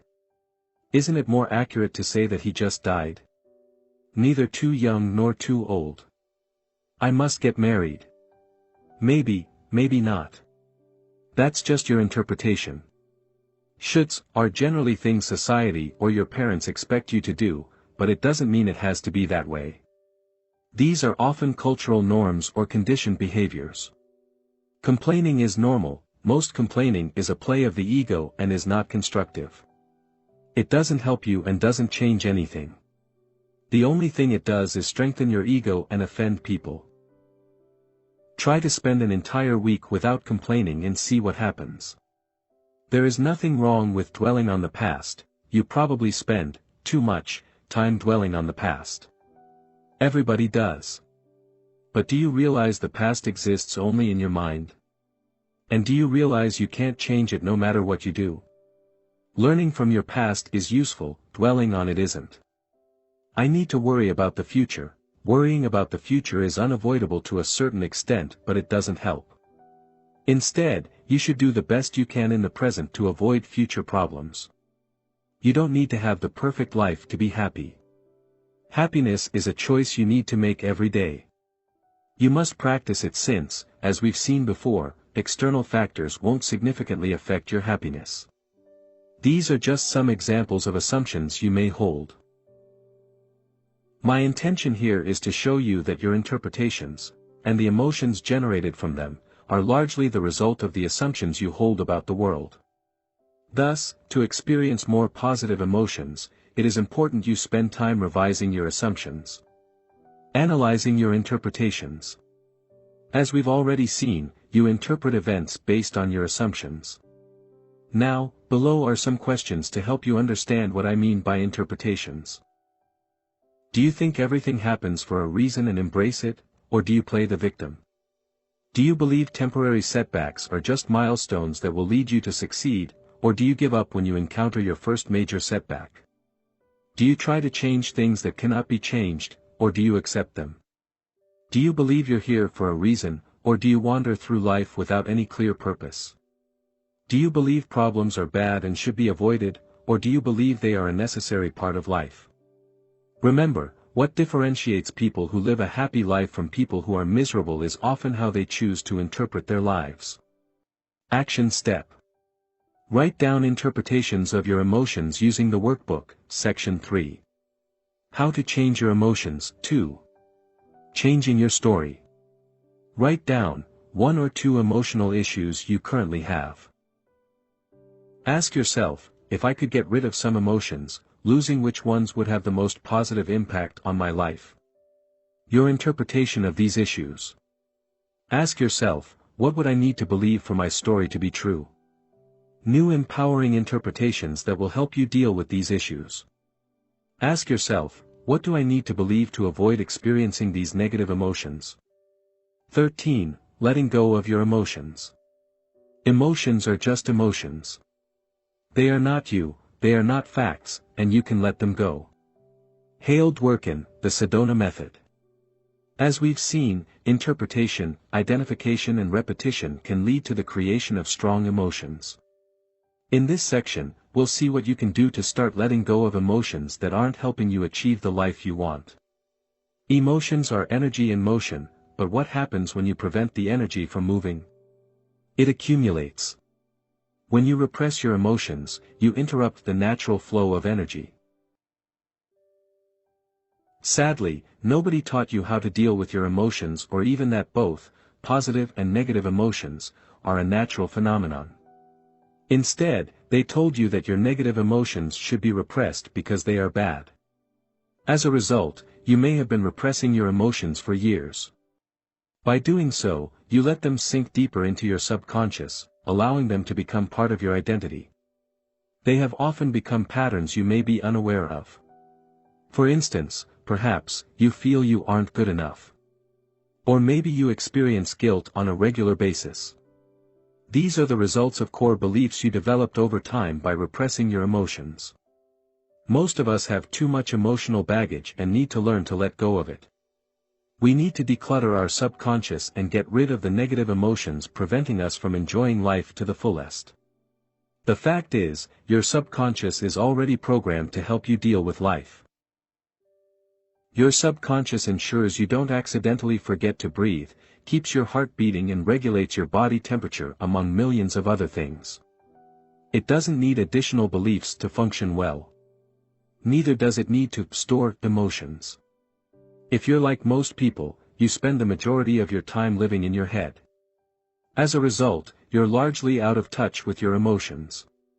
To start letting go of your emotions, you must first become aware of them by becoming more in touch with your body and the way you feel. Below are a few simple steps you can take to start letting go of your emotions. 1. Observe your emotions with detachment. Whenever you experience a negative emotion, simply observe it with as much detachment as you can. That means getting in touch with your body. Realize that each thought or image crossing your mind isn't the emotion itself, it's only your interpretation of it. Practice feeling how it feels. Try to locate the emotion. Think of the way you would describe the emotion to someone else. Remember, don't engage in a story revolving around that emotion, and believe in whatever images or thoughts that arise when you experience that emotion. 2. Label your emotion. Remember, emotions are merely temporary experiences, or if you prefer, clothes you wear for a while. They aren't you.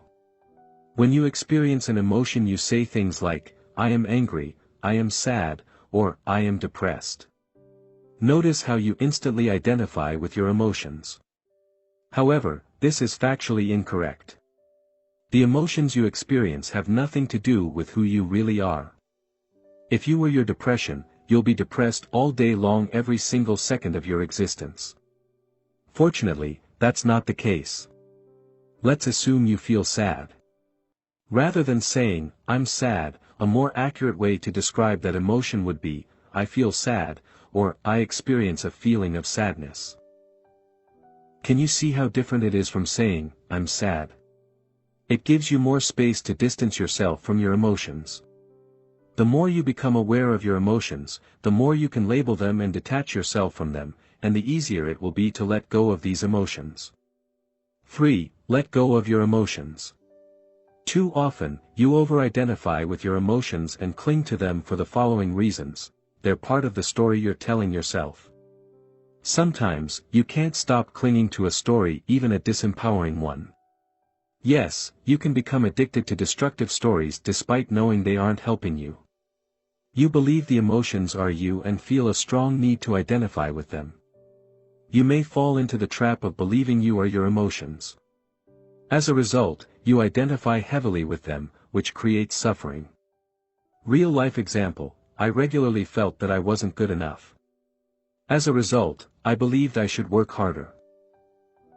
This belief led me to create lists of daily goals that were impossible to complete even when working from morning to night. I often fell short on my goals, which reinforced the belief that I wasn't good enough. By realizing this was just a story, I started letting go of this belief. After doing so, I noticed I was actually getting almost as much work done but without the need to struggle and feel stressed out. I'm still working on that issue, but I gained tremendous value from this process. The challenging part was to let go of the attachment to my story by letting go of the following: the belief that I'm not good enough and must work harder, the pride I feel from working harder than most people, the victim mentality that comes from working hard while not getting the results I want. The idea I'm somewhat special, the idea the world needs to be changed, and the need to control the outcome of my actions. As you can see, letting go of core emotions is not easy. They've become part of our identity, and we often derive a twisted pleasure from them. We may even wonder who we will be without them. 4. A 5-step process to let go of emotions. In his book, The Sedona Method, Hale Dwoskin explains there are 3 different ways to release your emotions as they arise. You can, 1, let them go. When you experience negative emotions, you can consciously choose to release them rather than repressing them or clinging to them. 2. Allow them to be here.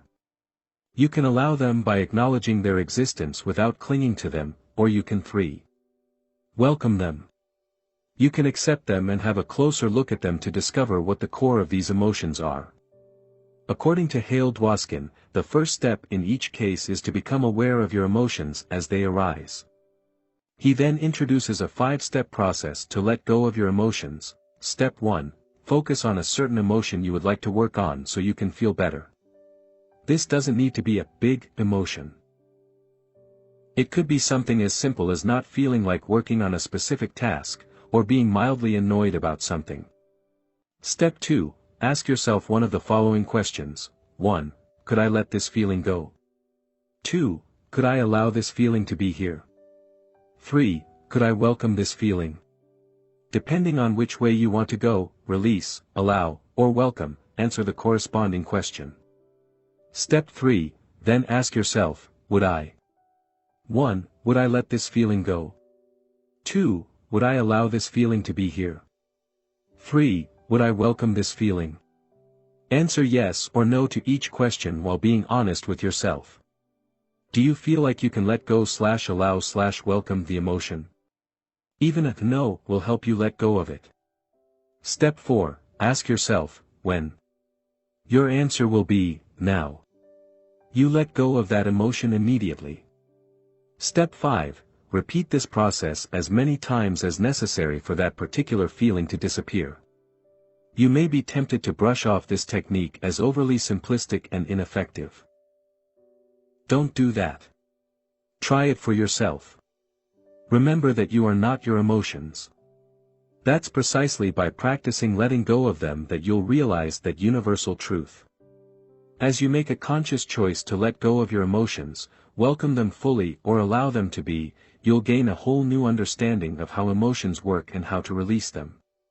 Action step. Use the exercises in the corresponding section of the workbook to start letting go of your emotions. Section 3. How emotions are formed. 3. Letting go of your emotions. Make a list of all the emotions you would like to let go of. Perhaps you feel as though you aren't good enough. Perhaps you struggle with procrastination and experience guilt and shame.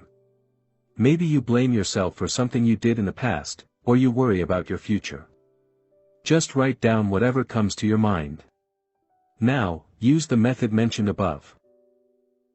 Select one emotion, then ask yourself, could I let this feeling go? Would I? Yes/no, when? Now, don't worry if you're not successful at first. You'll have plenty of opportunities to practice in the future. 14. Conditioning your mind to experience more positive emotions. Try to see that a thought about a person or event is merely a thought about that person or event. It is the thought about them that makes you feel the way you do. To change the way you feel, change the way you think. Vernon Howard, The Power of Your Supermind. We've discussed how emotions are formed, and we've introduced a process you can use to release your negative emotions. Now, let's see how you can condition your mind to start experiencing and intensifying positive emotions in your life. You are what you think about most of the time. For thousands of years, mystics have told us we are the results of our thoughts. Buddha allegedly said, "What you think, you become." The essayist and poet, Ralph Waldo Emerson, said, "We become what we think about all day long," while Mahatma Gandhi said, "A man is but the product of his thoughts." In his classic book, as a man thinketh, James Allen wrote, let a man radically alter his thoughts, and he will be astonished at the rapid transformation it will effect in the material conditions of his life. Men imagine that thought can be kept secret, but it cannot. It rapidly crystallizes into habit, and habit solidifies into circumstance. James Allen. To take control of your emotions, it is essential you understand the role your thoughts play in generating emotions in general. Your thoughts activate certain emotions, and these emotions, in turn, generate more thoughts. Thoughts and emotions then feed each other. For instance, if believed, the thought, I'm not good enough, will generate negative emotions such as shame or guilt. Conversely, when you feel ashamed for not being good enough, you'll attract more thoughts in line with that belief. You will focus on the things you believe you aren't good at, or remember and dwell on past failures. This, in turn, will strengthen your erroneous belief. Thoughts generate emotions and emotions dictate your actions. If you feel you don't deserve a promotion, you won't ask for it. If you believe a man or woman is out of your league, you won't ask him or her out. In a nutshell, this is the way thoughts work. They generate emotions that dictate your actions and shape your reality. While this may not be obvious to you in the short term, in the long term, you'll realize your thoughts have a tremendous impact on your life. Thoughts and emotions determine your future. Humans possess a power no other living beings have, their imagination. We can use our thoughts to manifest things and turn the invisible into the visible. However, a thought in itself isn't enough to manifest things or circumstances. It must be fueled with an energy in the form of emotion, such as enthusiasm, excitement, passion, or happiness. For this reason, someone enthusiastic about his or her dream will achieve more than a pessimistic and unmotivated person. Successful people constantly focus on what they want with positive expectation, while unsuccessful people focus on what they don't want or what they lack. The latter are afraid of having a lack of money, talent, time, or any other resources they may need to achieve their goals. As a result, pessimists accomplish far less than they're capable of achieving. Thus, one of the most important skills you can master is your ability to control your thoughts and emotions. This entails understanding what your emotions are, how they work, and what purpose they serve. Later, we'll discuss how you can use your emotions as a tool for personal growth. Depositing positive thoughts in your mind. Confident people deposit positive thoughts in their mind each day. They celebrate their small wins and treat themselves with compassion and respect. Naturally, they expect good things to happen. On the other hand, people with low self-esteem bombard their mind with disempowering thoughts. They discard their accomplishments as no big deal and fail to recognize their strengths and the positive intent behind their actions. No wonder they feel unworthy. For more information, read section, Not Being Good Enough. Both use their thoughts to distort reality, but who do you think is better off? The person who deposits positive thoughts in their mind, or the person who dwells on negative thoughts? Does it mean positive thinking is going to solve all your problems and eliminate your negative emotions once and for all? Of course, not. Thought manipulation is simply one of the tools you can use to master your emotions. The limit of positive thinking. Repeating to yourself, I'm happy, I'm happy, I'm happy, all day long won't turn you into a living Buddha. You may benefit from it, but you'll still experience negative emotions. Unless you know how to deal with negative emotions when they appear, you'll fall prey to your own disempowering story. This story could be why you're such a loser. Interestingly, people are often addicted to their story, even the negative ones, and are unable to let go of the why, because they are fundamentally flawed, will never be happy because aren't worthy of love, are never going to make it, and will never get married, and so on. I can guarantee you are addicted to a story. Now we'll discuss how you can condition your mind to experience more positive emotions. After that, we'll see how you can deal with negative emotions as they arise. Choosing the emotions you want to experience to condition your mind. The first step is to decide what emotions you want to experience more of. Do you want to be happier? More motivated. More proactive. The second step is to put in place a specific program to allow you to experience your chosen emotions. The final step is to practice feeling that emotion every day. Feeling the same emotion over and over allows you to better access it. Neuroscience has shown that experiencing the same thought or emotion repeatedly strengthens the corresponding neural pathways, easing future access to that thought or emotion. Put it simply, the more you experience an emotion, the easier it becomes to generate. That's where daily conditioning comes into play. To condition your mind to experience positive emotions, you can use the method we introduced earlier, interpretation plus identification plus repetition equals strong emotion. Here is how to use the formula in this situation: interpretation, visualizing certain events or generating particular thoughts you see as positive. Identification, identifying with these events or thoughts by feeling the way you want to feel. To do this you can use all the techniques we mentioned in the section, What Impacts Your Emotions, such as positive affirmations and visualization. Repetition, keep repeating the same thoughts and identifying with them. By doing so, you allow your mind to access the related emotions more easily. Below are some examples of practices you can use based on how you want to feel. 1. Gratitude. To feel more grateful, make gratitude a daily routine. Every morning, focus on what you're grateful for.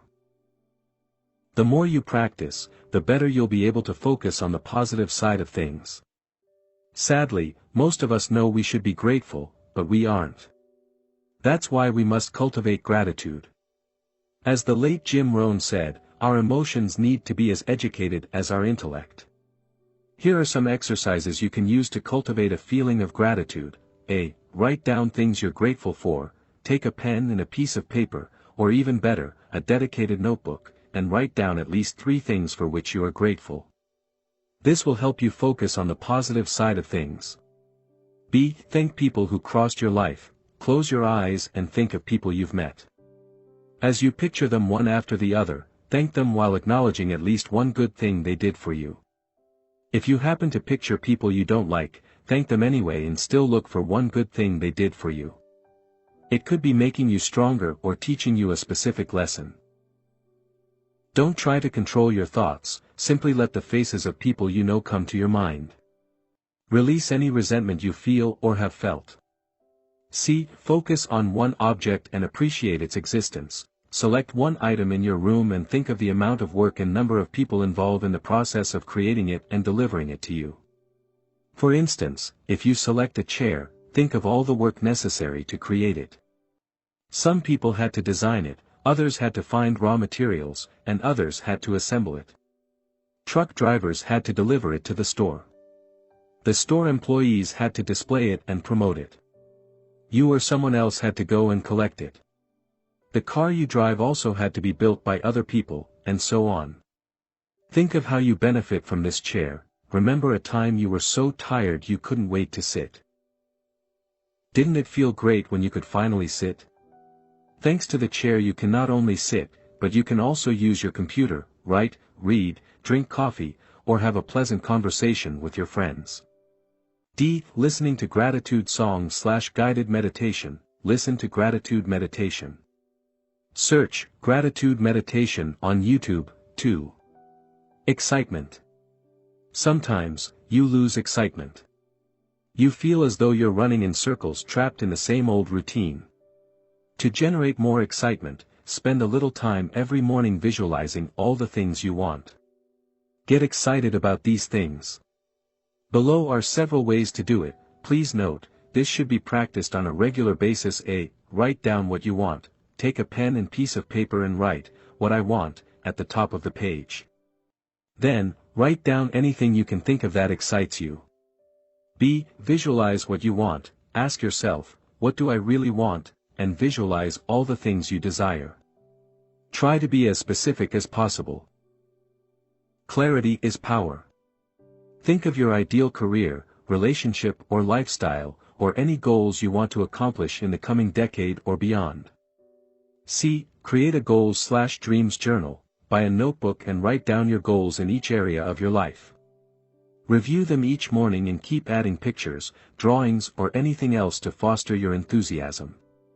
D. Vividly envision your ideal day. What would you eat for breakfast? How would you spend your day? With whom would you spend your day?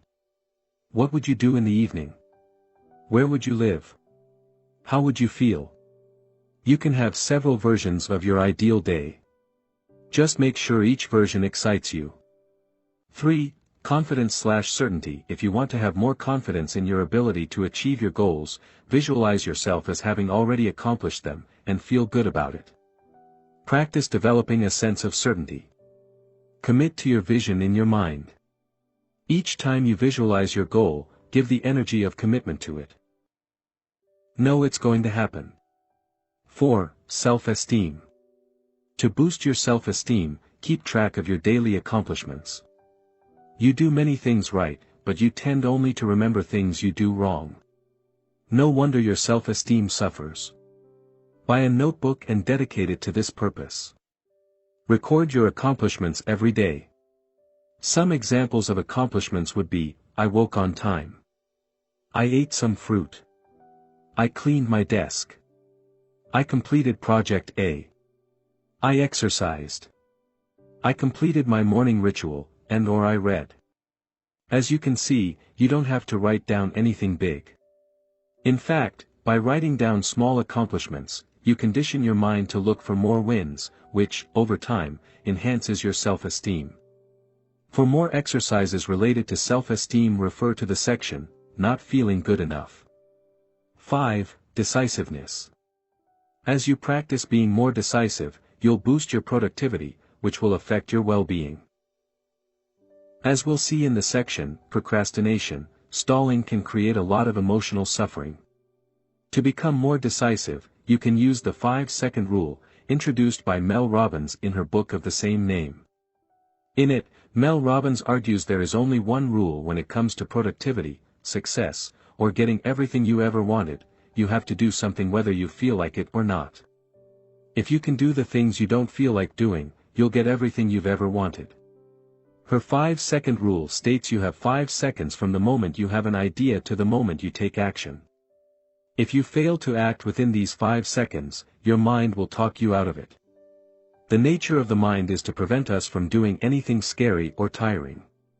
For instance, you have 5 seconds to introduce yourself to someone you want to talk to at an event, send that important email, or ask a question during a meeting. Exercise. Strengthen your decisiveness. To practice the 5-second rule, you can start with small things. Make a list of things you procrastinate over.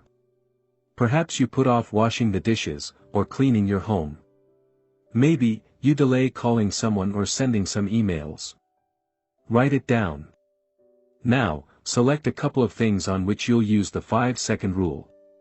Commit to using the rule for at least a week. When you think of washing the dishes, calling someone, or anything, count down from 5 to 0, and take action before you reach 0. Common mistakes to avoid when conditioning your mind. As you condition your mind to experience more positive emotions, avoid making the following mistakes: trying to implement too many changes at once. Stick to 1 or 2 exercises for a month or so before trying any other exercises. Starting too big, keep it small and make sure the exercises aren't too challenging. Remember, taking control of your emotions is a long-term game. It's a marathon, not a sprint. To learn more about how to create an exciting morning ritual, please consult my book, Wake Up Call: How to Take Control of Your Morning and Transform Your Life. Action Step. Refer to the corresponding section in the workbook and choose the emotions you want to experience more of. Section 3. How to change your emotions. 4. Conditioning your mind. 15. Changing your emotions by changing your behavior. Action seems to follow feeling, but really action and feeling go together, and by regulating the action, which is under the more direct control of the will, we can indirectly regulate the feeling, which is not. William James, philosopher and psychologist. We've seen you can influence your emotions by using your body, mind, or words. We've also discussed how you can change your interpretations of thoughts or events to change your emotional state. Unfortunately, when negative emotions suddenly arise or are too strong, changing your body posture or using positive affirmation might not be enough. In fact, trying to replace a negative emotion by a more positive one often fails. You cannot always overcome depression by cheering up or counteract grief by deciding to just feel good. Neither can you expect profound sadness to disappear by repeating the phrase/mantra, "I'm happy, I'm happy, I'm happy." However, you can influence the way you feel by changing your behavior. As you alter your behavior, your feelings will change accordingly. It may happen almost immediately, as when you distract yourself from mild anger by performing a task. Or it may take weeks or even months while you deal with profound emotions such as intense grief or depression. To start changing the way you feel, whenever you experience a negative emotion, ask yourself the following questions: what causes that emotion, and what can I do about my present reality? After asking these questions, identify concrete actions you could take to change your emotional state. Remember, by nature, emotions will fade as time passes. That is, unless you reinforce them by replaying the same situation over and over in your mind. Below are some real-world examples to help you better understand how it works. Example 1. If, after your boyfriend or girlfriend broke up with you, you keep remembering the good times you had together with sadness, it will take longer to get over the breakup. Although there is nothing wrong with feeling sad or remembering the past, if you want to move on, a better option is to avoid revisiting the past wherever possible. In this case, changing your behavior would be, do your best to stop revisiting the old memories. Example 2, if you constantly worry about an upcoming presentation at work, changing your behavior might be rehearsing your speech for hours. Doing this, you'll know the text so well you'll be able to perform well even under pressure. To give yourself an even better chance at success, you could also rehearse in front of your colleagues or friends. Example 3, if you've been resenting a particular friend for weeks because of something he said or did, changing your behavior might be having an honest talk with him and share your feelings. This will allow you to clear the air, clarify any misunderstandings, and avoid building up resentment. Oftentimes, we misinterpret events or see things that aren't there. Example 4, sometimes, you feel sad, angry, or even depressed, and can't do anything about it. In this instance, the best you can do is to avoid focusing on your feelings, and just let them be. Your job here is to do what you have to do and live your life until these emotions fade.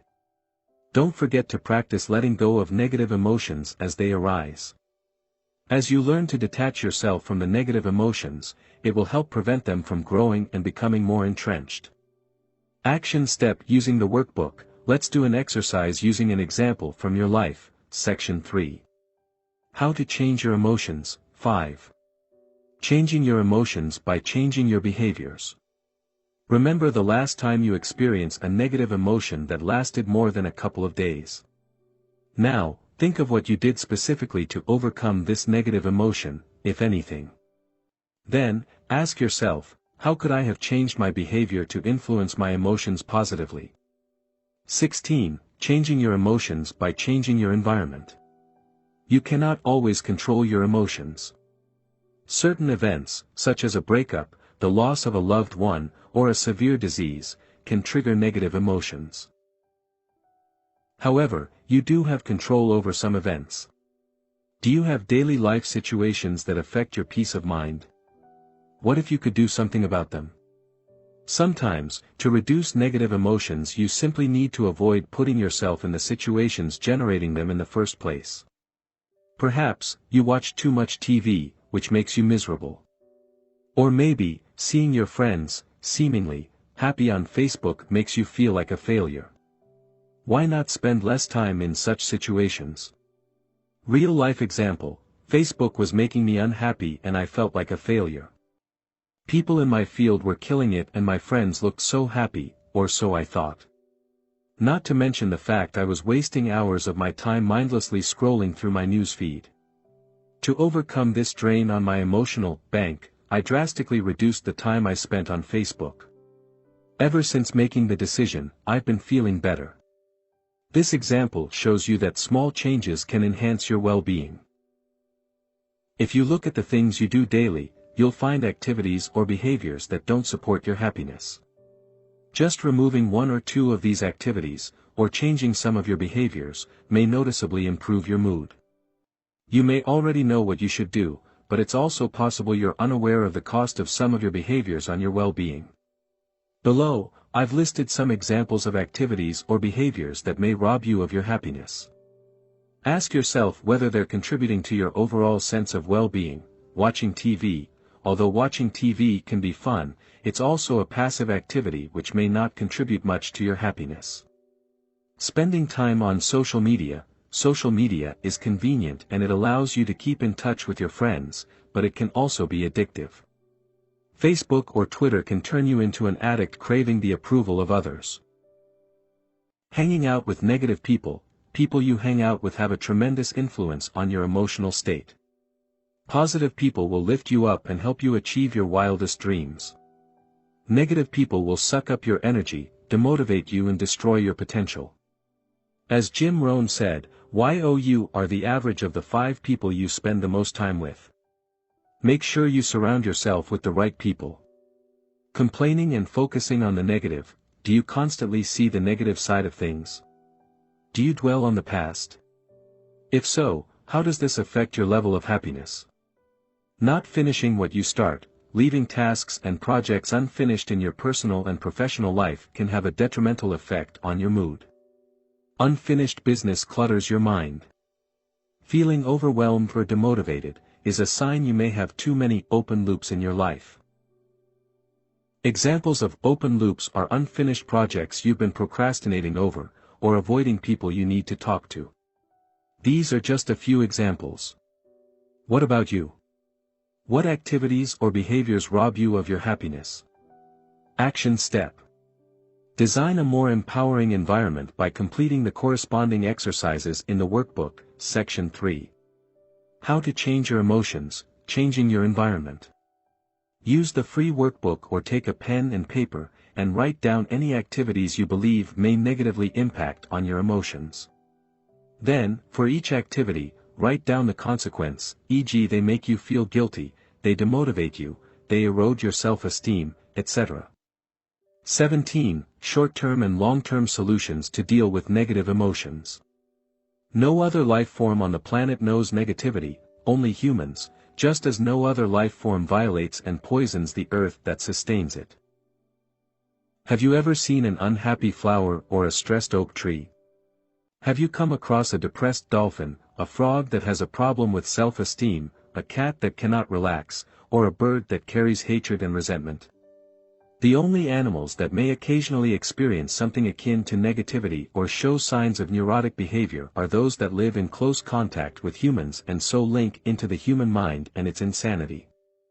Eckhart Tolle, The Power of Now. In this section, I will provide you with a list of exercises or techniques you can use to better deal with negative emotions. No matter how much control you have over your mind, you'll still experience a whole bunch of negative emotions in the future, from mild frustration to depression.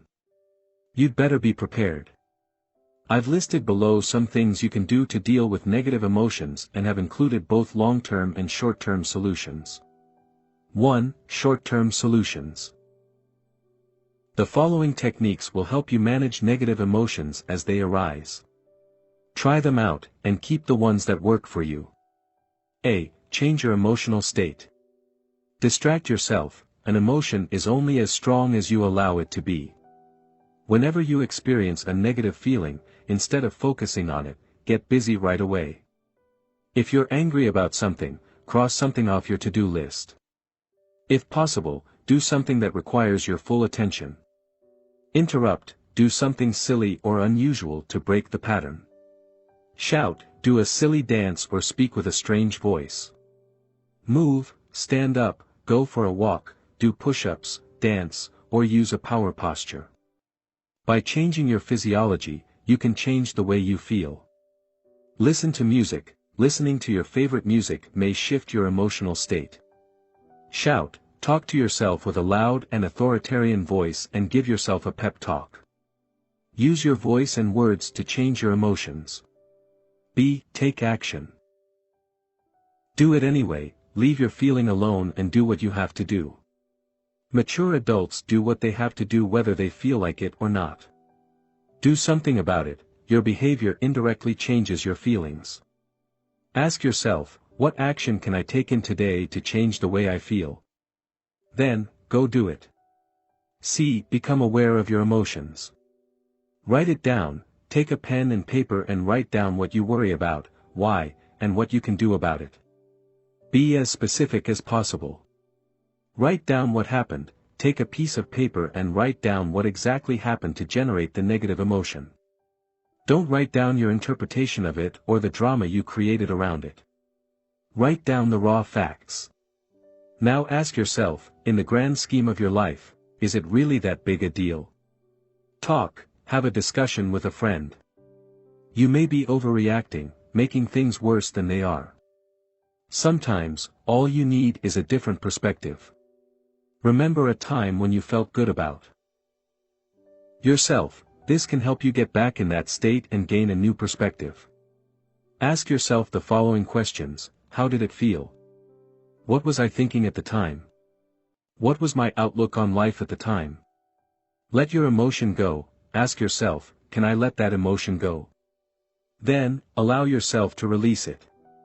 Allow your emotions to be. Stop trying to resist your emotions or to change them. Allow them to be what they are. Embrace your emotion, stay with your emotions. Look at them as closely as possible while doing your best to remain detached. Become curious about them. What are they exactly at their core? D. Just relax. Rest, take a nap or a break. When you're tired, you're more likely to experience negative emotions than when you are properly rested. Breathe slowly to relax. The way you breathe affects your emotional state. Use breathing techniques to calm you down, or to give you more energy. Relax, take a few minutes to relax your muscles. Start by relaxing your jaw, the tension around your eyes and the muscles on your face. Your body affects your emotions. As you relax your body, your mind also relaxes. Bless your problems, thank your problems. Understand they are here for a reason and will serve you in some way. 2. Long-term solutions. The following techniques will help you manage your negative emotions long-term. A. Analyze your negative emotions. Identify the story behind your emotions. Take a pen and paper, and write down all the reasons why you have these emotions in the first place. What assumptions do you hold? How did you interpret what's happening to you? Now, see if you can let go of this particular story. Write down your emotions in a journal. Take a few minutes each day to write down how you felt. Look for recurrent patterns. Then, use affirmations, visualization, or a relevant exercise to help you overcome these emotions. Practice mindfulness, observe your emotions throughout the day. Meditation will help you do this. Another way is simply to engage in an activity while being fully present. As you're doing this, observe what's going on in your mind. B. Move away from negativity. Change environment. If you're surrounded by negativity, change your environment. Move to a different place, or reduce the time you spend with negative friends. Remove counterproductive activities. Remove or reduce the time you spend on any activity not having a positive impact on your life. This could be reducing the time you spend watching TV or surfing the internet. C. Condition your mind. Create daily rituals. This will help you to experience more positive emotions. Meditate, exercise, repeat affirmations, create a gratitude journal, and so on. The best time to deposit positive thoughts in your mind is right before going to sleep and first thing in the morning. Exercise regularly. Exercise improves your mood and is good for your emotional and physical health. D. Increase your energy. The less energy you have, the more likely you are to experience negative emotions. Improve your sleep. Make sure you get enough sleep. If possible, go to bed and wake up at the same time every day. Eat healthier food. As the saying goes, you are what you eat. Junk food will negatively impact your energy levels, so take steps to improve your diet. Rest, take regular naps, or take a few minutes to relax. Breathe, learn to breathe properly. Ask for help. Consult a professional. If you have deep emotional issues such as extreme low self-esteem or depression, it might be wise to consult a professional. Action step.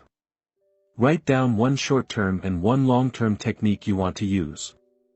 Ask yourself, among the items on the list, what is the one technique that will best help me deal with negative emotions?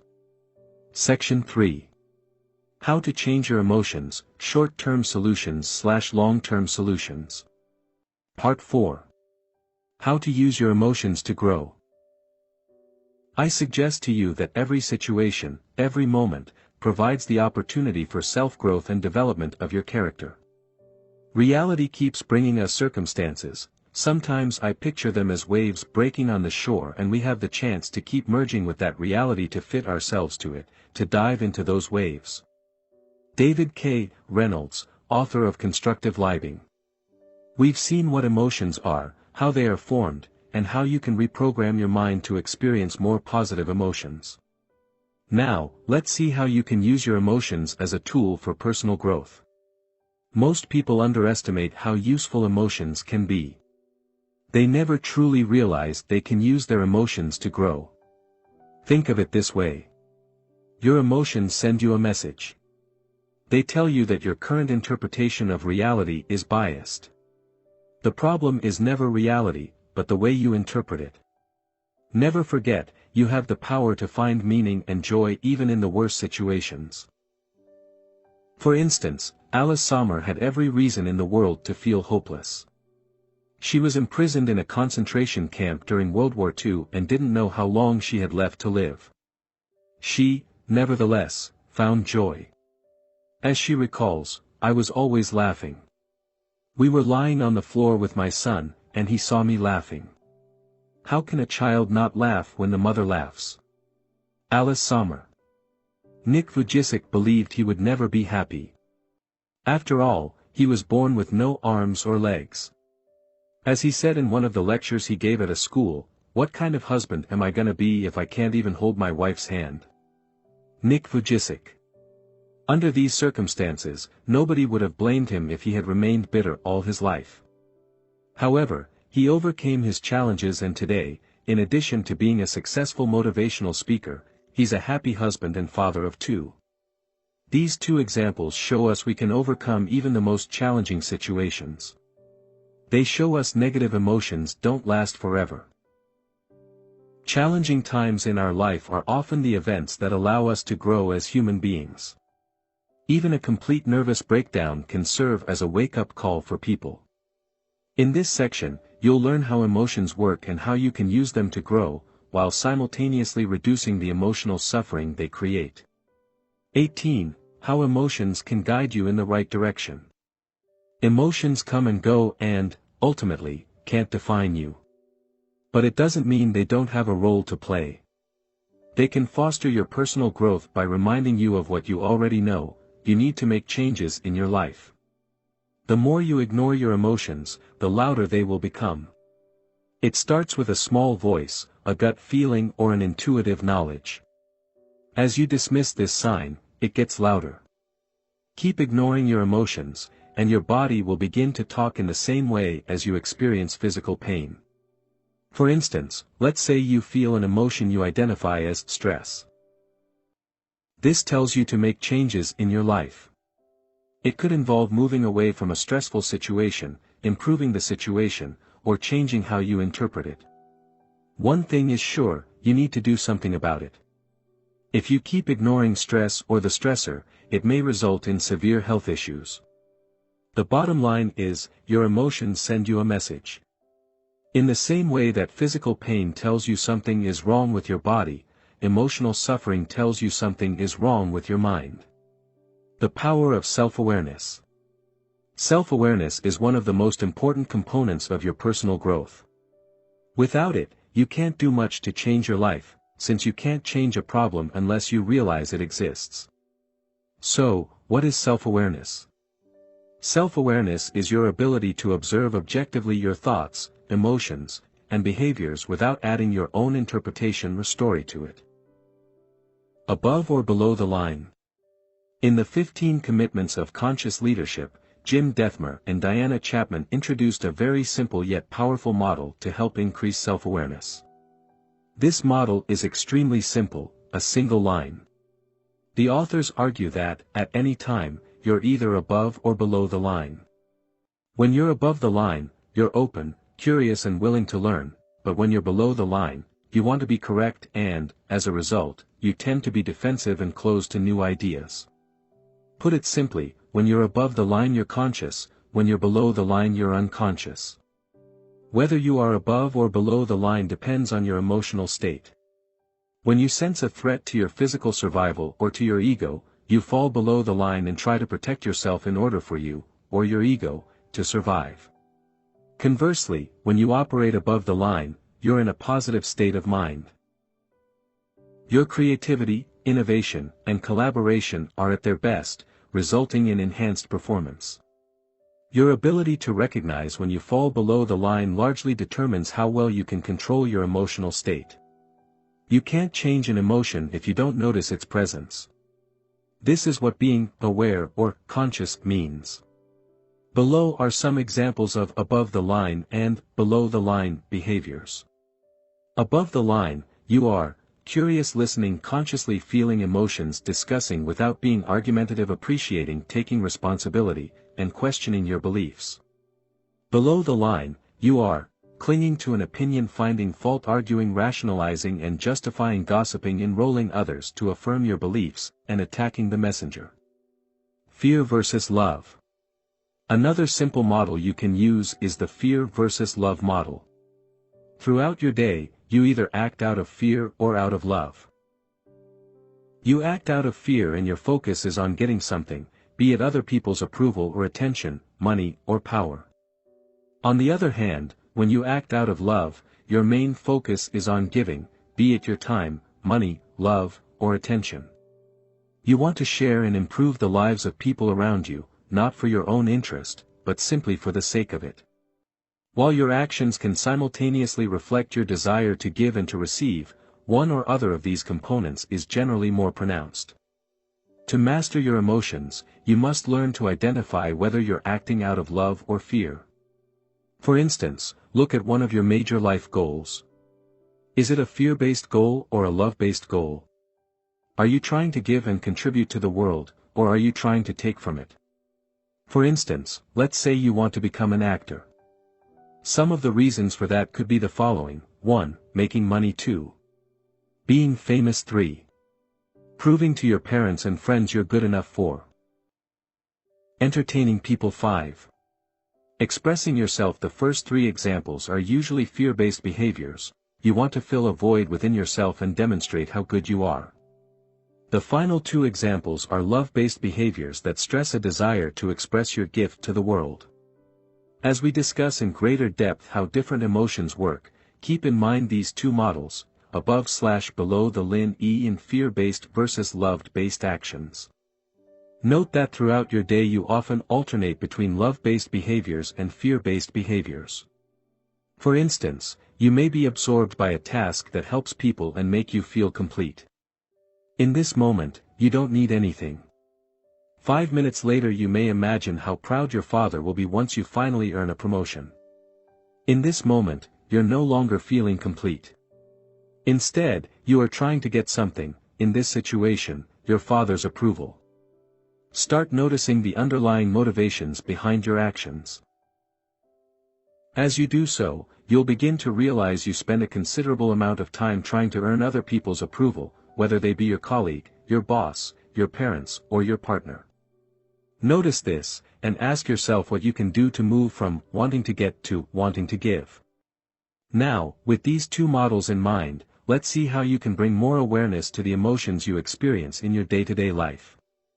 19. Recording your emotions. The first step to improve the way you feel is to become more aware of the emotions you experience on a regular basis. Before you can generate more positive emotions, you must first determine your starting point. To shed a light on the emotions you're experiencing in your daily life, I invite you to record your emotions for an entire week. Use a notebook or the downloadable worksheet to do so. Spend a couple of minutes each day to record how you feel and rate yourself on a scale of 1 to 10, 1 being the worst you can feel, and 10 being the best you can feel. At the end of the week, give yourself an overall score and answer the following questions. What negative emotions did you experience? What caused these emotions? What are the hard facts? Did you have specific thoughts that lead you to feel that way? Did external events trigger these negative emotions? Did you lack sleep? Did you become ill? Were you in an accident? What really happened? Not in your mind, but in the physical world. What was your interpretation of the facts? What would you need to believe to feel that way? Are your beliefs accurate? Could you have felt better by interpreting thoughts or events differently? How did you return to your neutral state? What happened exactly? Did you change your thoughts? Did you take action on things you were avoiding doing? Did it just happen naturally? What could you have done to avoid or reduce these negative emotions? Concrete example. Let's say you record your emotions for a week and notice that you were mildly depressed for a couple of days. Here is what it could look like. What caused this emotion? I was asked to do a task at work and felt unable or incompetent to complete it. What really happened? I was asked to complete a task and I did it. What was your interpretation of the facts? I felt like I was incompetent and everybody in the office but me could do the task. I felt as though I should have been able to do the task well. I felt as though everybody was judging me. What would you need to believe to feel that way? I would need to believe, I am incompetent. Being incompetent is unacceptable. I should have been able to do that task. Everyone is judging me. Are your beliefs true? Are you really incompetent? Maybe I'm biased and I judged myself too harshly. Is being incompetent unacceptable? No.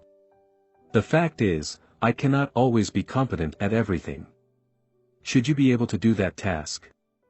I haven't much experience performing similar tasks and there was no way I could do it without asking for help. Is it true that everyone judging you? Some people may judge me, but that's probably not true of everyone. It's also possible nobody really cares. After all, they have their own issues to deal with. And what if nobody noticed? Or perhaps, I did okay and the negativity is all in my mind. How did you return to your neutral state? I realized it was actually no big deal. I asked a colleague whether I did the task correctly. He helped me and gave me some advice. He also recommended some good books to help improve my skills. What could you have done differently to avoid or reduce this negative emotion? I could have asked someone to help me instead of trying to do everything on my own. As you go through this process, you'll notice what causes you to experience negative emotions. You'll be able to identify self-defeating behaviors and overcome them using daily conditioning and affirmation. Additional tip, remember to write down how you feel each day using a dedicated journal. This will help you detach yourself from your emotions as you realize ups and downs are a normal part of living. Action step. Record your emotions using the workbook, section 4. How to use your emotions to grow, record your emotions. 20. Not being good enough. When I won the Oscar, I thought it was a fluke. I thought everybody would find out, and they'd take it back. They'd come to my house, knocking on the door, "Excuse me, we meant to give that to someone else." That was going to Meryl Streep. Jodie Foster. You think, why would anyone want to see me again in a movie? And I don't know how to act anyway, so why am I doing this? Meryl Streep, do you feel as though you aren't good enough? Guess what? You're not the only one. The other day I wrote the following to a fellow blogger: there are a lot of topics I could write about but there are already so many books out there. Sometimes, I'm like, what's the point? He replied, I know the feeling of, what's the point? Everything worth saying has already been said. And who am I to write about it anyway? What have I achieved so far? Ah, well. I guess it's natural. Good to know that we're not the only ones struggling. Whether or not you're aware of it, millions of people feel the same way. The feeling of not being good enough alone must have killed more dreams than anything else. And who has never felt that way? Here is a non-exhaustive list of how I felt in my life. I'm not a good enough writer. I'm not charismatic enough, I'm not competent enough, I'm not confident enough, I'm not courageous enough, I'm not disciplined enough, I'm not good enough at public speaking, I'm not handsome enough, I'm not inspiring enough, I'm not interesting enough, I'm not making enough money, I'm not muscular enough, I'm not patient enough, I'm not perseverant enough, I'm not proactive enough, I'm not productive enough, I'm not smart enough, I'm not taking enough action, I'm not tough enough, I'm not working hard enough, my English isn't good enough, my Japanese isn't good enough, and my memory isn't good enough. And I could go on. People who feel they aren't good enough tend to have low self-esteem. They focus on what they aren't good at while filtering out all the things they are good at. Try complimenting them and all you'll hear is, "It's no big deal." Worse, they may even think you're being polite, or trying to manipulate them. These people have a hard time accepting compliments. Instead of a simple thank you, they return the compliment, or downplay their role. Perhaps, you're acting the same way. See if you do one of the following things when receiving a compliment. 1. Dismiss the whole thing as being no big deal, anybody could have done it. 2. Talk about all the things you did wrong while explaining what you could have done better. 3. Try to return the compliment, "Thank you. I think you did a fantastic job, too." Notice your inability to accept a compliment 100% in the 3 cases above. You may not only brush off your accomplishments, but also magnify every single of your failure to reinforce the case you aren't worthy. You keep a long list of your failures, unwilling to let go of them as they fit your story.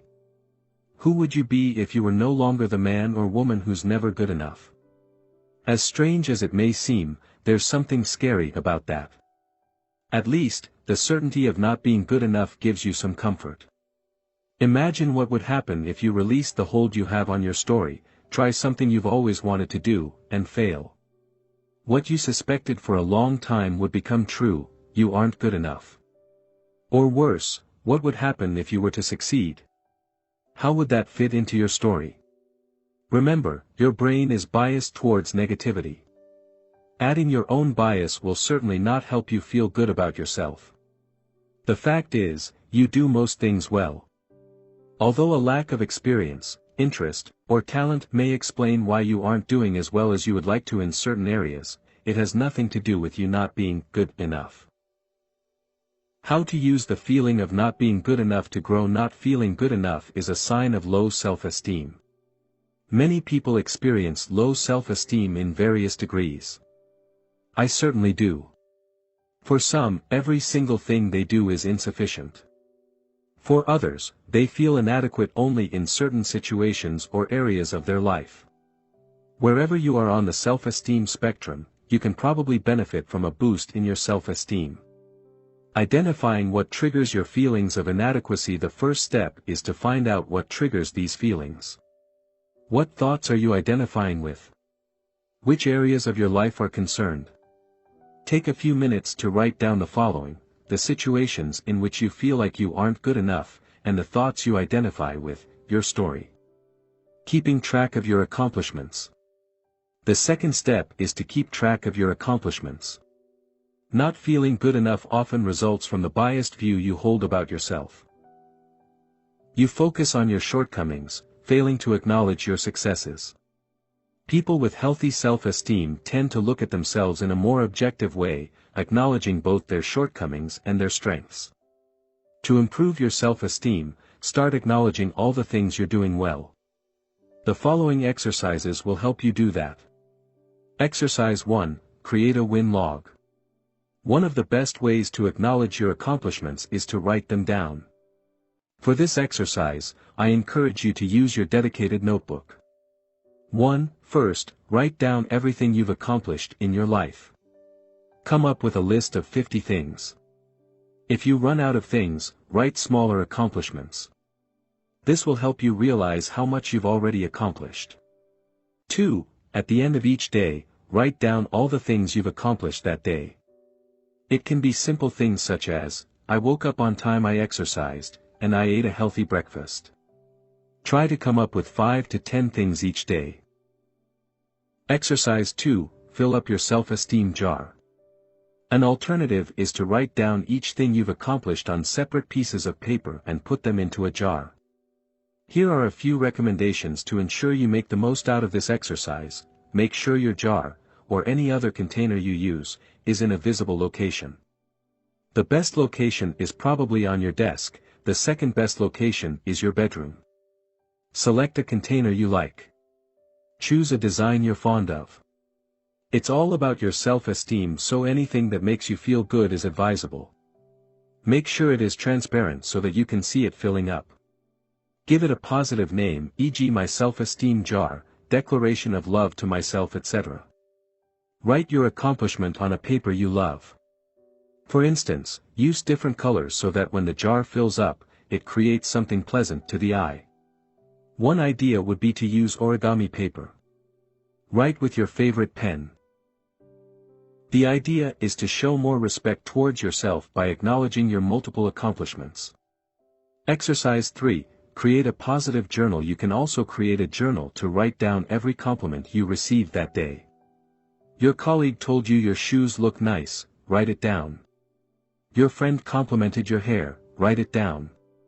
Your boss told you how well you did at a task, write it down as well. Don't question the sincerity of these compliments. Always assume they are genuine. The idea is to train your mind to focus on the positive things that happen in your life. They are happening whether or not you acknowledge them. Here is how to make the most of that exercise. Buy a notebook you like. Personalize it, add stickers, draw something, add pictures, or use different colors. Don't want to do any of this stuff? That's fine as well. It's your journal. Keep it with you, carry it with you, and look for new compliments to add to your amazing collection, optional. Review it every day. Go through old entries and mentally thank people who complimented you. You can say, thank you, I love you. Feel free to read the old entries in the morning, in the evening, or both, or whenever you feel like it. It's up to you. Again, this is your journal. These are just suggestions. Whatever works for you. Learning to accept compliments. Chances are you have difficulties accepting compliments. Do the following sentences look familiar? It's never a big deal. Everybody could have done it. It's because so and so helped you. I could have done it better. Here is a great reason why you should accept compliments, because the person who made the compliment wants you to receive it, not to flush it down the toilets. Imagine you just gave a gift to someone. How would you feel if that person, after opening the box, dropped the gift to the floor, stepped on it and threw it away? You won't like it, would you? Sadly, that's what we often do when we receive a compliment. When we refuse to accept a compliment, we are disrespecting the person who went out of their way to deliver it. Wouldn't you want your compliment to be accepted wholeheartedly? Exercise 1. Accept compliments. This simple exercise will help you accept a compliment. Whenever someone compliments you, say the following: thank you. That's it. There is nothing simpler. No, thank you, but, thank you, you too, or, it wasn't a big deal. Simply say, thank you. Here is how to make the most of that exercise. Say thank you out loud and clearly. You may discover you have the tendency to repress your feelings and end up saying thank you almost mechanically. In fact, you may realize you've never really said, thank you, with all your heart. Let it sink in. Before you start a new sentence, give space for the feeling of gratitude to express itself. Don't downplay the compliment or explain why you're worthy, or unworthy, of it. Tell it the way you feel it. Show your appreciation by telling the person who complimented you how you feel. You may experience resistance. Many of us have difficulties expressing gratitude, because our pride prevents us from doing so. After all, we're strong and don't need anybody's help or compliments, do we? We don't want to feel vulnerable. If you experience resistance and find the exercise difficult, recognize this is normal. Your ability to accept a compliment can be a good indicator of your level of self-esteem. Practice accepting compliments and allow yourself to feel vulnerable. Accepting you're worthy of compliments will help you boost your self-esteem. Exercise 2, the appreciation game. The purpose of this game is to learn to appreciate things in yourself you didn't previously acknowledge, or like. It will work well if you have a partner you can play the game with on a regular basis. Tell your partner 3 things you appreciate in them and ask them to do the same. Be as specific as possible and don't worry about coming up with big things. Here are some examples. I appreciate that you prepared breakfast this morning even though you were in a rush. I appreciate that you picked up the kids today. I appreciate the way you always listen to my problems after work. To go further, self-esteem is a complex topic. It affects a lot of people and is often misunderstood. Overcoming low self-esteem takes time and effort. If you regularly feel you aren't good enough, I encourage you to refer to the following books. If, upon reading these books, you realize you have severe and chronic self-esteem issues, you may want to consult a specialist. The 6 Pillars of Self-Esteem, by Nathaniel Branden, Ph.D. Breaking the Chain of Low Self-Esteem, by Marilyn Sorensen, Ph.D. Low Self-Esteem, Misunderstood and Diagnosed, Why You May Not Find the Help You Need, by Marilyn Sorensen, Ph.D.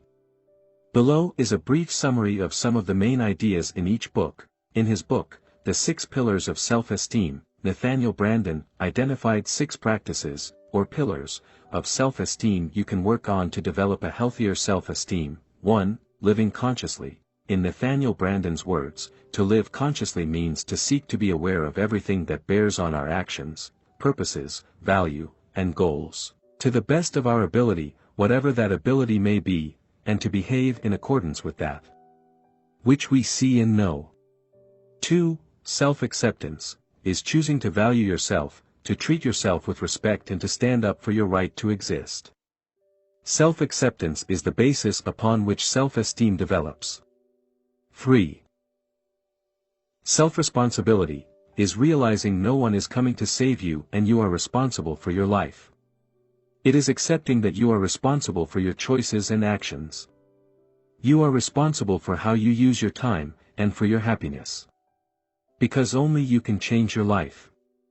4. Self-assertiveness, means, honoring your wants, needs, and values and seeking appropriate forms of their expression in reality. 5. Living purposefully, is to use your powers to achieve the goals you have selected. In other words, it's your ability to set and achieve goals in every area of your life. 6. Personal integrity, is behaving in a way that matches your ideals, convictions, and beliefs. It's when you can look at yourself in the mirror and know you're doing the right thing. In Breaking the Chain of Low Self-Esteem, Marilyn Sorensen provides a great overview of what self-esteem is and how it works. The author explains that low self-esteem stems from the negative perception you hold of yourself, a perception that is largely, if not entirely, based on your negative interpretations of past experiences. This distorted perception of reality leads you to experience fear and anxiety. Your family environment may have played a big part. Perhaps, your parents have repeatedly put you down, making you feel as though nothing you did was ever good enough. You may now firmly believe you are less worthy than others. As a result, you filter everything based on this negative image of yourself. It's as if you were looking at reality through tinted glasses, glasses that discard praise and compliments, remembering only criticisms. The examples in her books will help you understand how self-esteem issues manifest in real life. In addition, Ms. Sorensen provides dozens of practical exercises to help you become more aware of your self-esteem issues and provide you the tool to develop a healthier self-esteem. Action Step. Refer to the exercises in the corresponding section of the workbook, Section 4. How to use your emotions to grow, not being good enough. 21. Being defensive. Our love of being right is best understood as our fear of being wrong. Catherine Schultz, journalist and author. Do you constantly justify yourself? Are you offended whenever someone insults you or disrespects you? There are very specific reasons why you get defensive. By becoming conscious of these reasons, you'll learn a lot about yourself and be able to let go of that desire to defend yourself. First, let's see why you get defensive. Why you get defensive. The need to defend yourself stems from your desire to protect your story, or your ego. Every time your ego is threatened, you are triggered and feel the need to defend it. I believe there are three main reasons why you are triggered. 1. There is part of truth in what you were told. 2. You believe there is part of truth in what you were told. 3. A core belief you hold has been attacked. Note that because we all have different stories, what triggers you might not trigger someone else. 1. There is part of truth in what you were told. Someone mentioned something that is true about you and it hurts. For instance, he or she may accuse you of procrastinating on a certain project. Your inability to accept that truth is the reason you become defensive. When that topic is brought up, it triggers emotional reactions such as anger, denial or self-criticism. 2. You believe there is part of truth in what you were told. You were told something you believe to be true and feel hurt.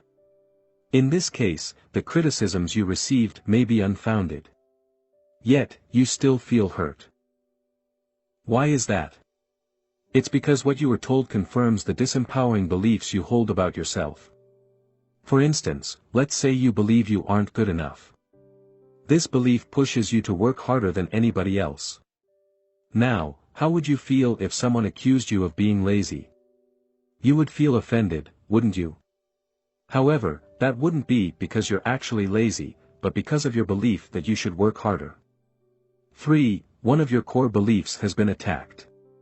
Someone directly or indirectly attacks one of your core beliefs, and you feel the need to defend yourself. This could be a religious belief, a political belief, or a more general belief about the world or yourself. The more attached you are to this belief, the stronger your emotional reaction will be. Here is a great example: because they believed Donald Trump was evil, some liberals had strong emotional reactions after he was elected president. Some shouted and even became violent. On the other hand, many conservatives were delighted by Trump's victory.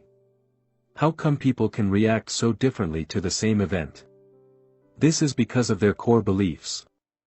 Both Democrats and Republicans strongly identify with their political beliefs. This led hardcore Democrats to burst into tears and hardcore Republicans to rejoice. Whenever a belief you're strongly attached to is attacked or challenged, you'll experience an emotional reaction. The deeper the belief is, the stronger the emotional reaction will be when it is attacked. An extreme example would be someone ready to kill anybody who dares to criticize his or her religion. How to use this emotion to grow. Look at the situations that triggers you. Whenever you feel offended, ask yourself why. What belief led you to defend yourself? Can you let go of this belief? And is this belief really true? By doing this, you'll learn a great deal about yourself. You'll be able to let go of beliefs that aren't serving you well, and you'll realize that, in most cases, you don't even need to defend yourself. Action step. Refer to the exercises in the corresponding section of the workbook, Section 4. How to use your emotions to grow, getting defensive. Whenever you become defensive, remember to ask yourself the following questions. What am I trying to protect here? Can I let go of that belief? What would I be without that belief? 22. Stress and worry. Within every worry is an opportunity for positive action. In every lie, there is a kernel of truth. Behind every neurotic symptom is the misdirected desire to live fully and well. David K. Reynolds, Constructive Living. Have you ever wondered what stress is and why you experience it? Most people believe a situation can be stressful. The truth is, stress doesn't exist outside of yourself and, therefore, no situation can be said to be stressful in itself. Yet, my guess is you experience stress on a regular basis. And probably more often than you would like to. Stress alone is responsible for tens of thousands of deaths every year. Stress does more harm than many diseases and leaves countless families grieving the loss of a loved one. This is why it is essential you take active steps towards reducing your stress levels. Taking responsibility for your stress. Stress is something you have some control over and, therefore, must take responsibility for. The more you take responsibility for it, the better you'll be able to reduce it. Stress happens for various reasons and manifests in numerous situations. The traffic jam on your way to work, a business presentation, tensions with your boss, or frequent disputes with your spouse, all constitute potential sources of stress. There are two ways you can reduce stress: by avoiding situations you perceive as stressful, and by becoming better at dealing with stressful situations. We'll see how you can use these methods to reduce your stress levels. How you can use stress to grow. Exercise. Make a list of your major sources of stress. Let's look at specific situations that are sources of stress for you. Using the workbook, write down what causes the most stress in your typical week. Come up with at least 10 things. Reframing stress. Emotions arise as a result of your interpretation of events. The mere fact you experience stress, or any other emotion, means you've added your own interpretation to what is happening. Otherwise, you would have a stress-free life. Now, look at your list of stressful situations. For each situation, ask yourself the following questions: is that situation stressful in itself? What do I need to believe to experience stress in that specific situation? What would I need to believe to reduce or remove stress in that particular situation? Let's say you're stuck in a traffic jam and you find it stressful. Is that situation stressful in itself? No, not necessarily. The traffic jam exists and there is nothing wrong with it, per se. What would I need to believe to experience stress in that specific situation? I would need to believe there shouldn't be any traffic jams, and therefore, something is wrong. The traffic jam is a stressful event in itself. I should be where I need to go, instead of being stuck in traffic. I can do something about it. What would I need to believe to reduce/remove stress in that particular situation? I would need to believe that a traffic jam is a normal event like anything else. I don't necessarily have to experience stress just because I'm stuck in traffic. I'm here caught in a traffic jam and I don't need to be there, wherever I want to go, for a while. I can't do anything about it, so I might as well enjoy it, or at least don't stress over it. Dealing with worry. Worry differs from stress as it isn't the result of something you experience in the present, but a concern you have regarding events from the past or events that may happen in the future. You experience stress when you face a stressful situation in the present moment. For instance, a stressful situation would be being stuck in a traffic jam or having your boss yell at you. Worrying would be remembering, past, or anticipating/imagining these stressful situations, future. Interestingly, most of your worries are unnecessary for the following reasons: they happened in the past and there's absolutely nothing you can do about them, or they may happen in the future and you can't control the future. Exercise. Make a list of your worries. Make a list of things you worry about, past or future. They may be similar to the things you wrote in the previous exercise. Examples of things you may worry about are your health, your financial situations, your work, your relationships, or your family. Now, write at least 10 things you tend to worry about in a typical week. Sorting out your worries. Constant worry results from trying to control events over which you have no control. When you do so, you create unnecessary stress in your life. To deal with stress and overcome chronic worries more effectively, it is essential you learn to sort out worries. An effective way to do this is to separate the things you have control over from the things you have no control over. You can divide your worries into 3 separate categories: 1. Things you have control over; 2. Things you have some control over; and 3. Things you have no control over whatsoever. 1. Things you have control over. This category includes things such as your actions and behaviors. For instance, you can choose what to say and how to say it. You can also decide what actions you'll take to achieve your goals. 2. Things you have some control over. There are things you have only limited control over, such as a competition or a job interview. You can't be absolutely certain you'll win a tennis match, but you do have some control over its outcome. For instance, you can choose to train harder or hire a great coach. Similarly, you can prepare for a job interview by conducting extensive research about the company you apply to, or by doing a mock interview. You don't, however, have absolute control over the outcome of the interview. 3. Things you have no control over. Unfortunately, there are also many things you have no control over. These are things such as the weather, the economy, or traffic jams. Exercise. Sort out your worries. Look at your list of stressful situations. Next to each item, put C, control, SC, some control, or NC, no control. This simple act of sorting out your worries already helps reduce them. As you identify things you have no control over, you can let go of your urge to worry. Now, for things you have some control over, write down what you could do about it. What concrete actions could you take to alleviate them? For things you have no control over, can you let go of your need to control them and, instead, accept them? Taking 100% responsibility for your stress and worries. What if you had more control over your worries than you believe? Look at the situations you have no control over and ask yourself, if I had control over them, what would I do? What would it look like? And how could I prevent them from happening? Often, you'll realize you have some control over these situations. This can be by changing, reframing, or eliminating them from your life. Let's say you identified traffic jams as something you have no control over. This sounds reasonable.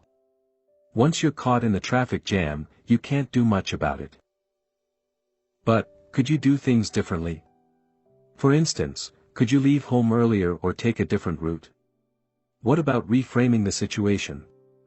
Instead of escaping the situation mentally, you could choose to be fully present by making traffic jams a productive part of your day. You could then make the most of it by listening to audiobooks. Imagine how much you could learn if you listened to audiobooks every working day for an entire year. Go over your list and look for things you have no control over. Write down what you could do to change, reframe, or eliminate these events. Action step. Refer to the exercises in the corresponding section of the workbook, Section 4. How to use your emotions to grow, stress/worry. 23. Caring what people think of you. How on earth can another's thought about you harm you? It is your thought about his thought that harms. Change your thought. Vernon Howard, The Power of Your Supermind. Are you overly self-conscious? In this section, I'll explain why you care so much what people think of you and what you can do to alleviate the situation. You are the most important person in the world. First, realize you are the most important person in the world. If you don't believe me, remember the last time you felt intense pain. Perhaps it was toothache or surgery, or maybe, you broke your leg in an accident. What were you thinking back then? Were you concerned about the famine in Africa? Did you worry about innocent people being killed in wars in the Middle East? No. The only thing you wanted is for the pain to go away. This is because you are the most important person in the world. Since you must live with yourself 24/7, it is normal to be concerned about your own mental and physical well-being. You have to realize the same goes for every other human on the planet. For me, you're not the most important person in the world, I am. And, from their perspective, so are your close friends, family members, and colleagues. Because you live with yourself 24/7, you incorrectly assume, often unconsciously, people think about you significantly more often than they actually do. In fact, for the most part, people do not care about you. While it may sound depressing, it's actually liberating. It means you don't have to worry so much what people think of you. As the famous saying goes, when you're 20, you care what everyone thinks, when you're 40, you stop caring what everyone thinks, and when you're 60, you realize no one was ever thinking about you in the first place. While you keep track of all your mistakes and awkward moments, nobody else does. People are simply too busy worrying about themselves. In short, people don't keep track of your past failures, read everything you post on social media, remember your awkward moments, think of you very often, or care about you as much as you care about yourself. Not everybody will love you. You care what other people think of you because you want them to approve of you. You assume the best way to do that is to avoid making waves. As a result, you may spend your whole life trying to be the perfect person, hoping to be loved. However, it usually doesn't work. No matter how great you are, some people won't like you. You may try to fix the image people have of you, but that won't work either. People will still see you the way they want to, because of their own values and beliefs. Thus, if you base your self-worth on what people think of you, you'll always be at the mercy of the approval of others. What will happen if they suddenly disapprove of you? Unfortunately, no amount of external approval will compensate for a lack of self-approval. By trying so hard to be loved by everybody, you risk living a dull life in which you're unable to express your personality. You'll end up mimicking your friends, pleasing everybody around you, but forgetting to please the most important person in the world, you. What people think of you is none of your business. You're not responsible for people's thoughts.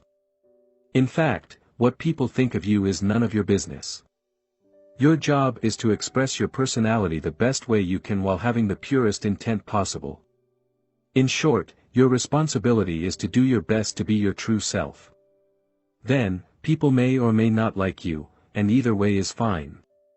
Remember, the most influential people such as presidents and statesmen and women are often hated by millions. Therefore, don't make it your personal mission to change people's image of you. People are entitled to their beliefs and values, and they have the right to dislike you. They are free to interpret your actions and behaviors through their own filter. Part of your personal growth is to accept you don't have to be liked by everybody, and finally, you can be yourself. How to use this emotion to grow? Being overly self-conscious means, 1. You have a distorted view of the way people perceive you, and 2. You are attached to a self-image you want to protect. To stop being so self-conscious, you must address these 2 points. 1. Change your interpretation of the way people perceive you to care less about what people think of you. It is essential for you to redefine your relationships with other people. This entails realizing that, in general, people don't care about you, and you don't care about people. Exercise 1. Realizing people don't care. This exercise will help you understand at a deep level, most people are not really concerned about you. Choose one person you know.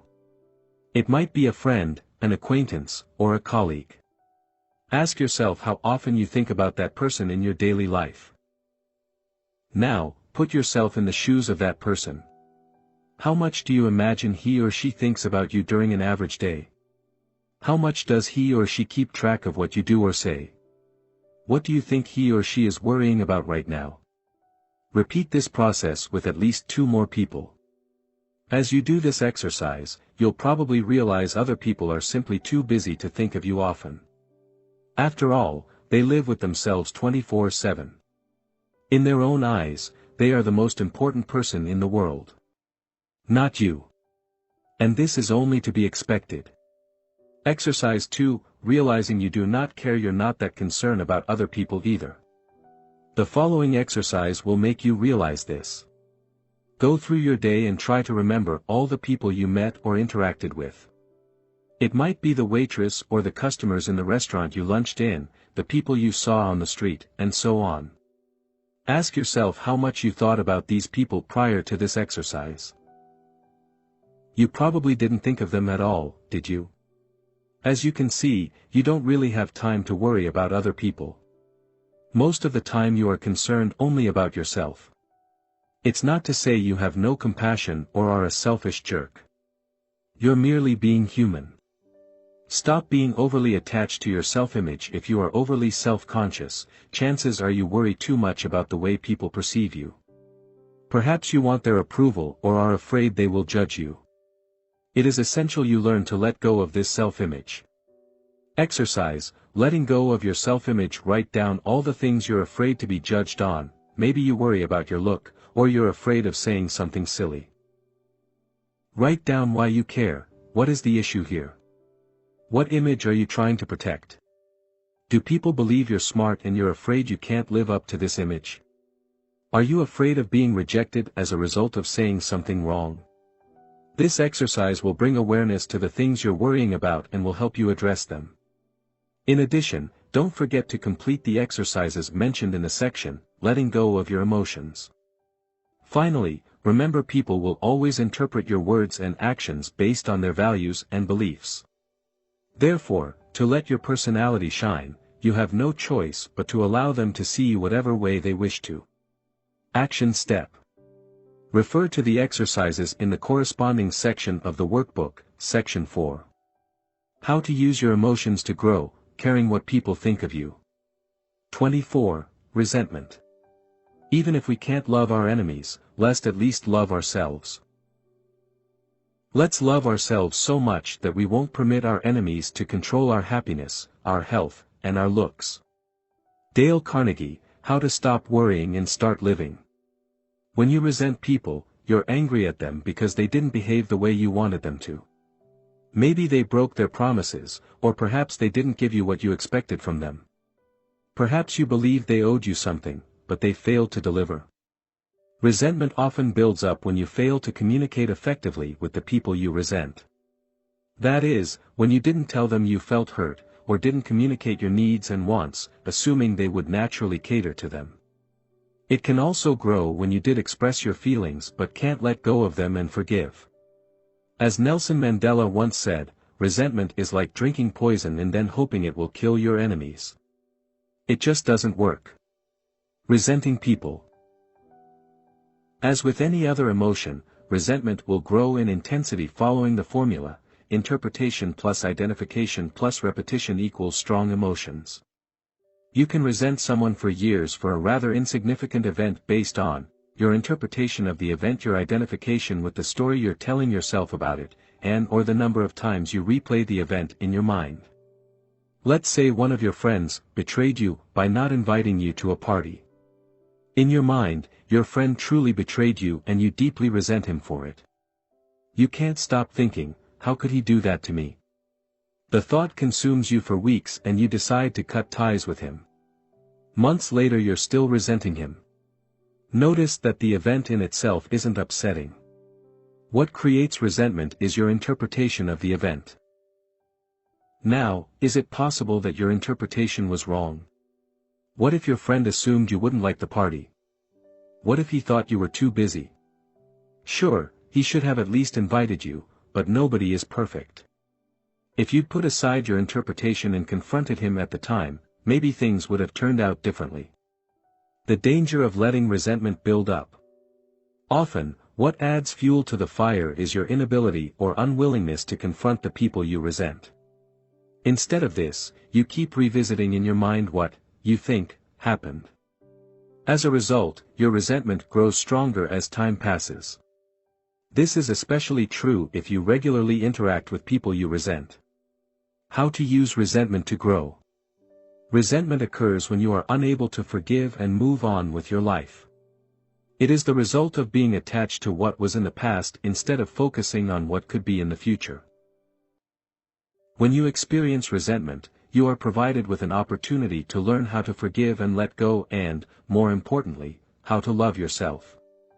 Resentment is here to tell you that you must love yourself and value your peace of mind more than anything else. Your peace of mind must become more important than being right, taking revenge, or hating someone else. In short, moving beyond resentment is making a declaration of love to yourself so you can move on, while, at the same time, showing compassion to others. Loving yourself. Paraphrasing Nelson Mandela's words, resentment is a poison you consented to drink. Resentment are the weeds you allow to grow in your garden. When you experience resentment, you believe that something you were legitimately entitled to was unjustly taken from you. For instance, it could be someone else's trust, respect, or love. As a result, you feel as though you've been attacked personally. Resentment will subsist as long as your need for being right and getting even is more important than your peace of mind.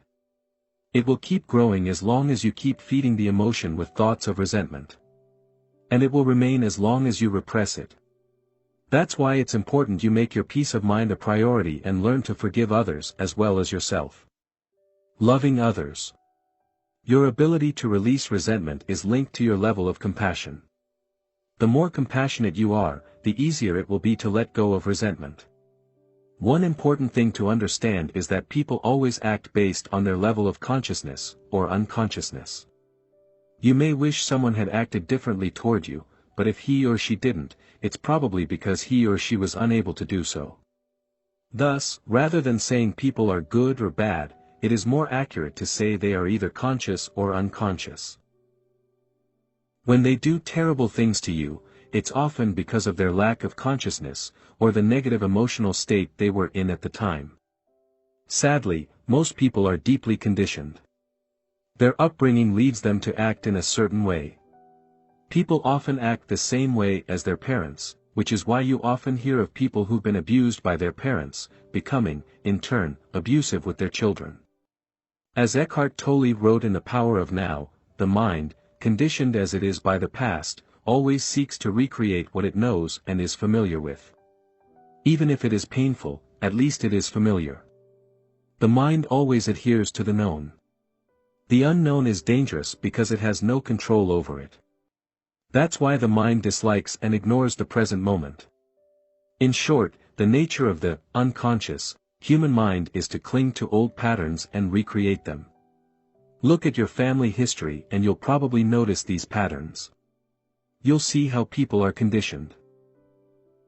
This shows how difficult it is for people to break free from set patterns. I used to resent my mother for being overly protective. I blamed her for not encouraging me to grow, but instead, her actions made me weaker than I already was. Perhaps it was one of the reasons I embarked on a personal development journey. However, I realized she didn't have any bad intentions. She simply meant well and did the best she could. The point is, people do what they can, with what they have, based on who they are and how much they've been conditioned. They make tons of mistakes as well. We all do. It's part of being human. One of the most ridiculous things we try to do as human beings is to want to change the past. What happened in the past was supposed to happen. Because it did happen. Now, the question is, what are you going to do about it? How to deal with resentment. To start letting go of resentment, we'll discuss the importance of 1. Changing/reevaluating your interpretation. 2. Confronting the situation. 3. Forgiving, breaking free from identification, and 4. Forgetting, stopping the repetition. Resentment results from your interpretation of something that happened to you. This interpretation leads you to feel betrayed and to experience anger, or even a desire for revenge. By revisiting the scene in your mind, you allow resentment to build and, because you avoid confronting the situation or person at the root of your resentment, the emotion continues to grow. To prevent resentment from building, it is necessary for you to reevaluate your interpretation of what happened, while confronting the situation or person you resent. After doing this, you must be willing to forgive and release your resentment. Finally, you must choose to forget. This entails not replaying the scene in your mind over and over again. 1. Changing/reevaluating your interpretation. To put things into perspective, it is important for you to look at your interpretation of what happened. Might you have overdramatized the situation? Is it possible you misinterpreted something? Ask yourself, what exactly happened? After you remove your interpretation, only the hard facts will remain. Looking at what really happened may provide you with valuable insights, allowing you to replace your current interpretation with a more empowering one. 2. Confronting the situation. If your resentment is directed toward people, perhaps you need to have an honest discussion with them and share how you feel. Often, resentment builds up when you don't share your feelings with the person you resent. This is often due to fear of appearing vulnerable, fear of hurting the other person, or fear of negatively impacting your relationship with that person. If you can't talk to that person directly, an alternative is to write a letter. Even if you don't send it, the simple act of writing the letter may help you release some of your resentment. 3. Forgiving. Now you've found a channel to express yourself, you can start to forgive. You've looked at the hard facts and re-evaluated your interpretation. If needed, you had an honest discussion with the person you resent. You did what you had to do, and can now let go. Think of the negative consequences created by resentment. Write down how it affects your happiness and peace of mind. Remember, resentment is the result of your attachment to the past. Forgiveness is simply reconnecting with the only thing that is real, the present, while forgetting about what isn't real, the past. Then, release it. Imagine how your life would be and how you would feel once you've let go of the resentment. Do it right now. Then, let go. Forgive. Remember, forgiving is an act of self-love. You forgive not just because you have compassion, but because you value your happiness more than anything else. As you forgive, you let go of the attachment to your story, and you distance yourself from the thoughts related to it. To let go of resentment, you can use the 5-step process introduced in the section, Letting Go of Your Emotions. 4. Forgetting. Finally, forget. Forgetting is when you stop entertaining thoughts of resentment and simply move on. When such thoughts arise, let them go. Over time they will lose their power. Action step. Complete the exercise in the corresponding section of the workbook, Section 4. How to use your emotions to grow, resentment. 25. Jealousy. When you experience jealousy, you desire something someone else has, but you don't currently have. We all feel jealous from time to time, and this is not something you should blame yourself for. In this section, I will explain how jealousy works and provide you with some solutions to deal with it. How to use jealousy to grow. Jealousy stems from the belief you aren't good enough. It comes from a place of lack and scarcity. You want something someone else has, believing that it would fulfill you. Alternatively, you're afraid of losing something or someone you believe is yours. Jealousy can help you find what you really want. Jealousy can let you know you're on the wrong path and can help you find out what you really want. For instance, in her book Quiet, Susan Cain explained she would often feel jealous of her friends who were writers or psychologists. Interestingly, even though she was a lawyer at the time, she didn't feel jealous of successful lawyers, as her lawyer friends often did. This led her to realize she wasn't made to be a lawyer. As a result, she changed her career and became a writer. I had a similar experience. While I was a consultant, I didn't envy or look up to successful people in my company. On the other hand, on my personal development journey, I became envious of successful personal development bloggers and YouTubers. I felt particularly jealous of 2 such people when I realized they were doing exactly what I wanted to do. I imagined how amazing it would be to help other people and make a contribution to society while studying and growing along the way. This is why I created a blog and started writing books. As you can see, jealousy, when properly used, can be beneficial.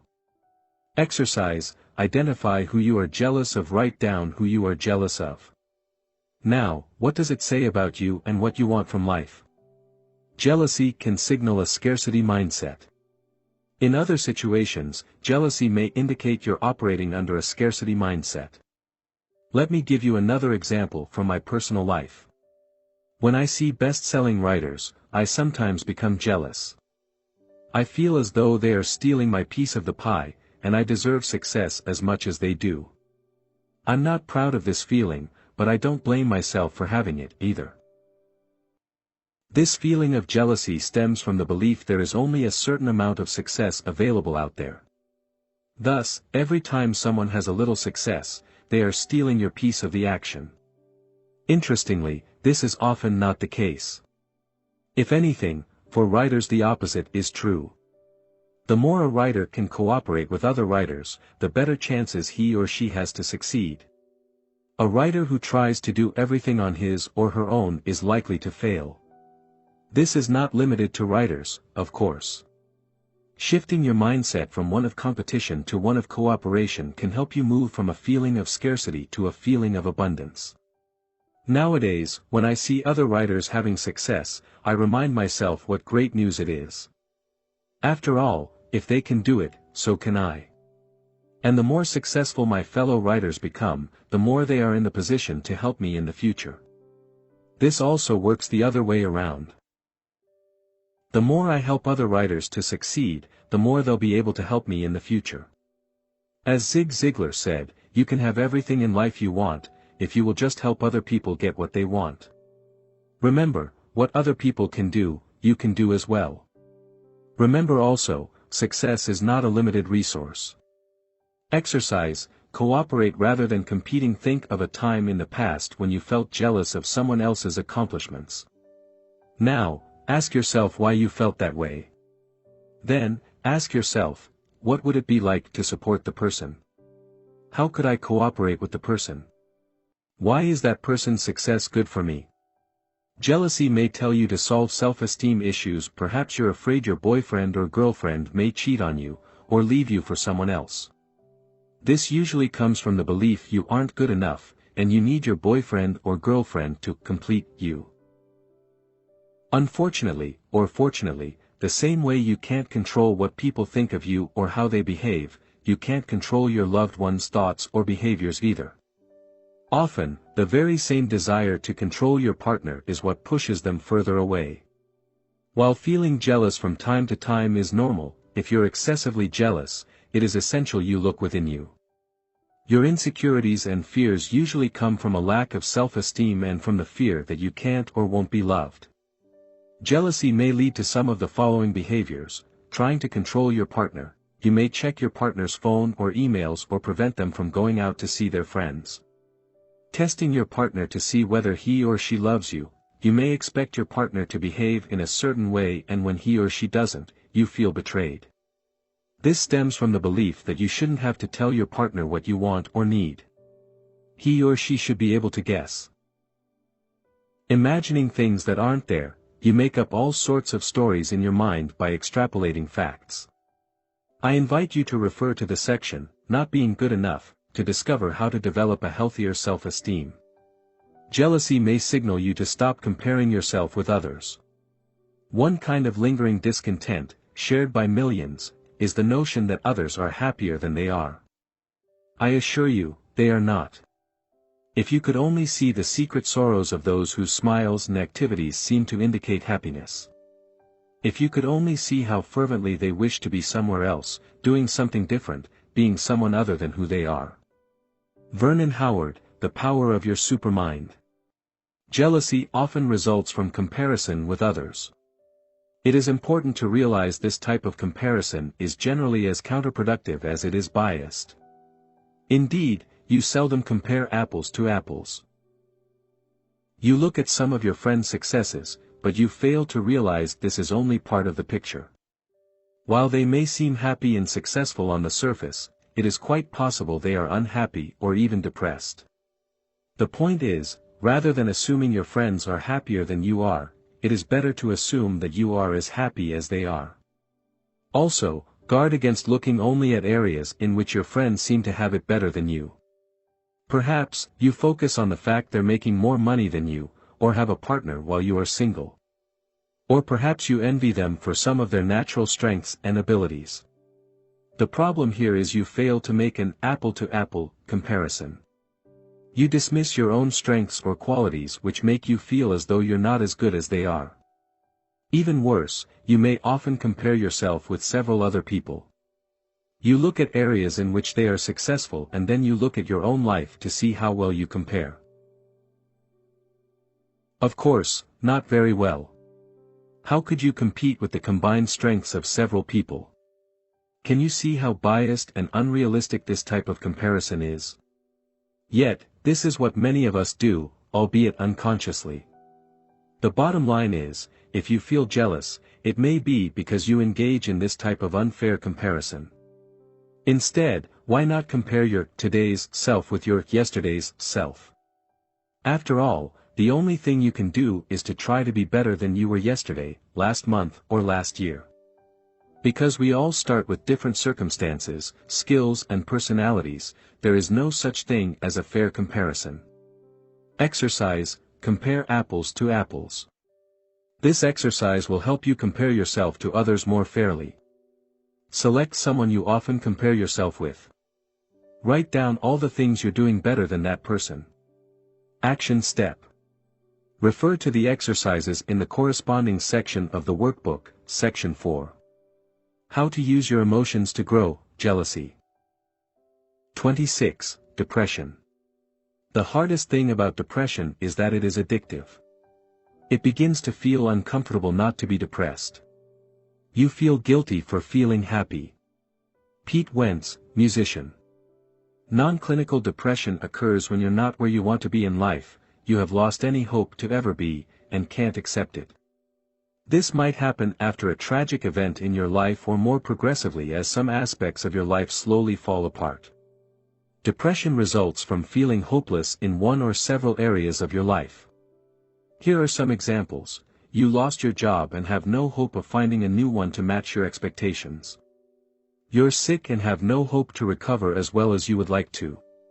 You are divorced from your partner and can only see your kids once in a while. You have little hope of finding a suitable partner. You're in so much debt that it seems as though you'll never get out of it. You suffered a bereavement. While the events above are tragic, depression can also be created out of more ordinary, less severe events. For instance, some people may spend so much time dwelling on the past or worrying about the future they eventually become depressed. This may happen even though no significant events have occurred in their lives. It is essential to remind yourself that depression, like other emotional states, is neither good nor bad, it just is. You are not your depression. You existed before it, you exist during it, and, all things being equal, you will exist after it. Depression is an active process. While it may seem as though depression is happening to you, it is, in fact, created by the negative thoughts you identified with.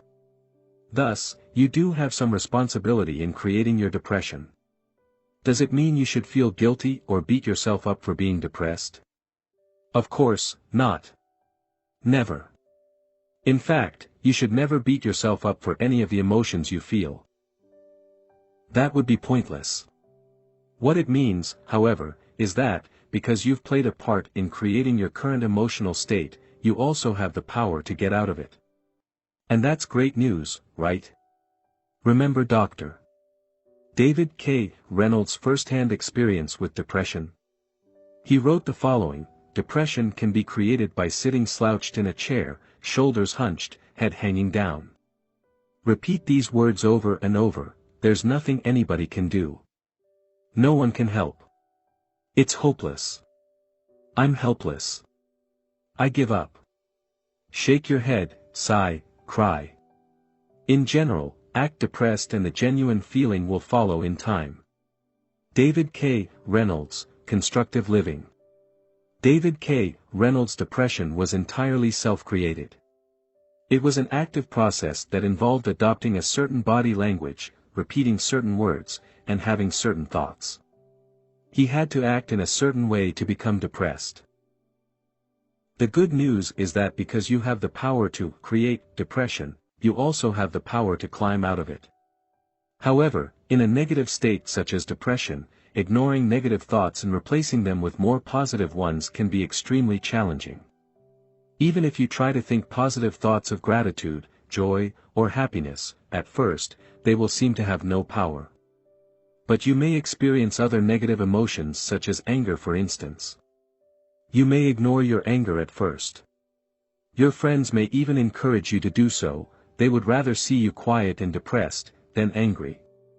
However, sometimes anger may help you move up the emotional ladder and overcome depression. Keep in mind, any emotions other than depression can help, and learn to embrace whatever emotional state seems to give you more energy, and therefore provide more power to move up the emotional ladder. David K. Reynolds also suggests that feelings fluctuate over time even with depressed people. He wrote, "In the deepest depression there are ripples and waves of somewhat lighter moods. You can use moments when you feel slightly better to take whatever action may be beneficial to you at that time. How to use depression to grow. Depression is a sign you've lost touch with reality. Have you noticed that human beings are one of the few species on Earth that have the ability to become depressed? This is because they are the only ones who can get lost in their mind and become enslaved by negative thoughts and disempowering stories. Depression is a sign that you need to move away from your mind, by letting go of your worries about the past/future or your interpretation of the present situation, and reconnect to the present moment. It can be a powerful invitation to let go of the identity you've been clinging to for so many years. This identity is what led you to believe you should be doing certain things, making a certain amount of money, adopting a certain lifestyle, or developing a certain social status.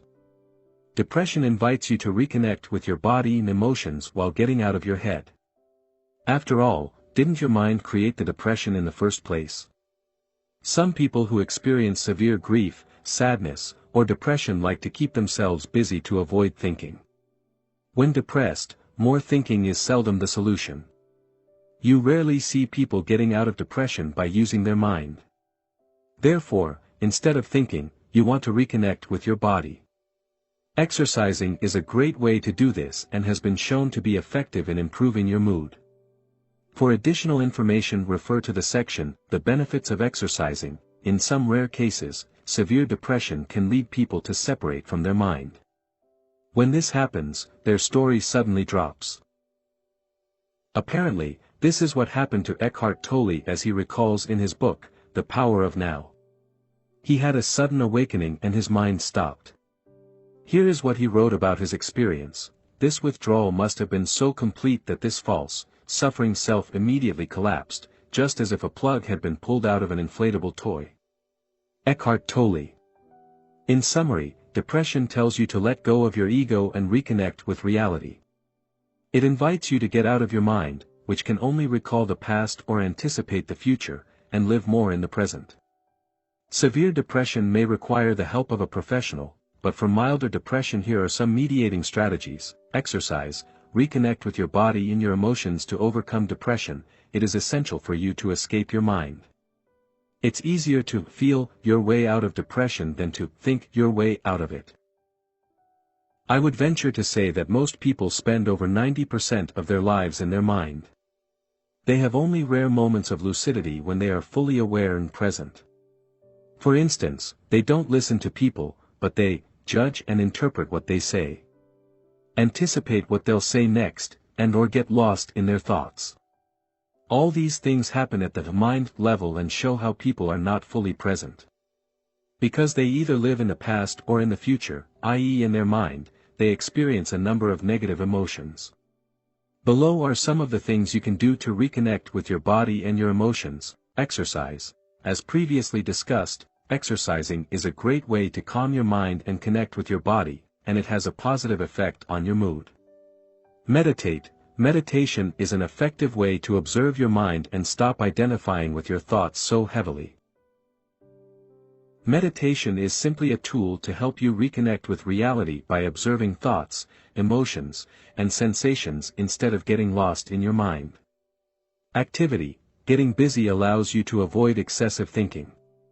Instead of feeding your depression with constant negative thoughts, concentrate your attention on something else. Focus on others. As mentioned in Dale Carnegie's book, How to Stop Worrying and Start Living, Alfred Adler used to say to his melancholia patients, "You can be cured in 14 days if you follow this prescription. Try to think every day how you can please someone."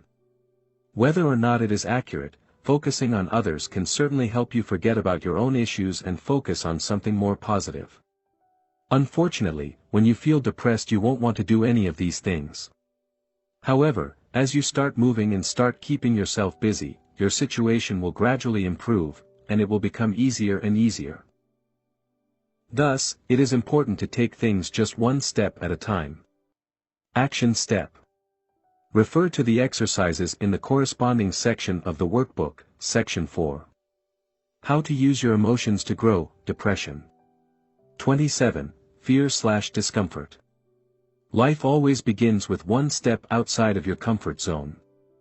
Shannon L. Alder, inspirational author. Whenever we try something new, we experience anxiety. We are afraid of the unknown.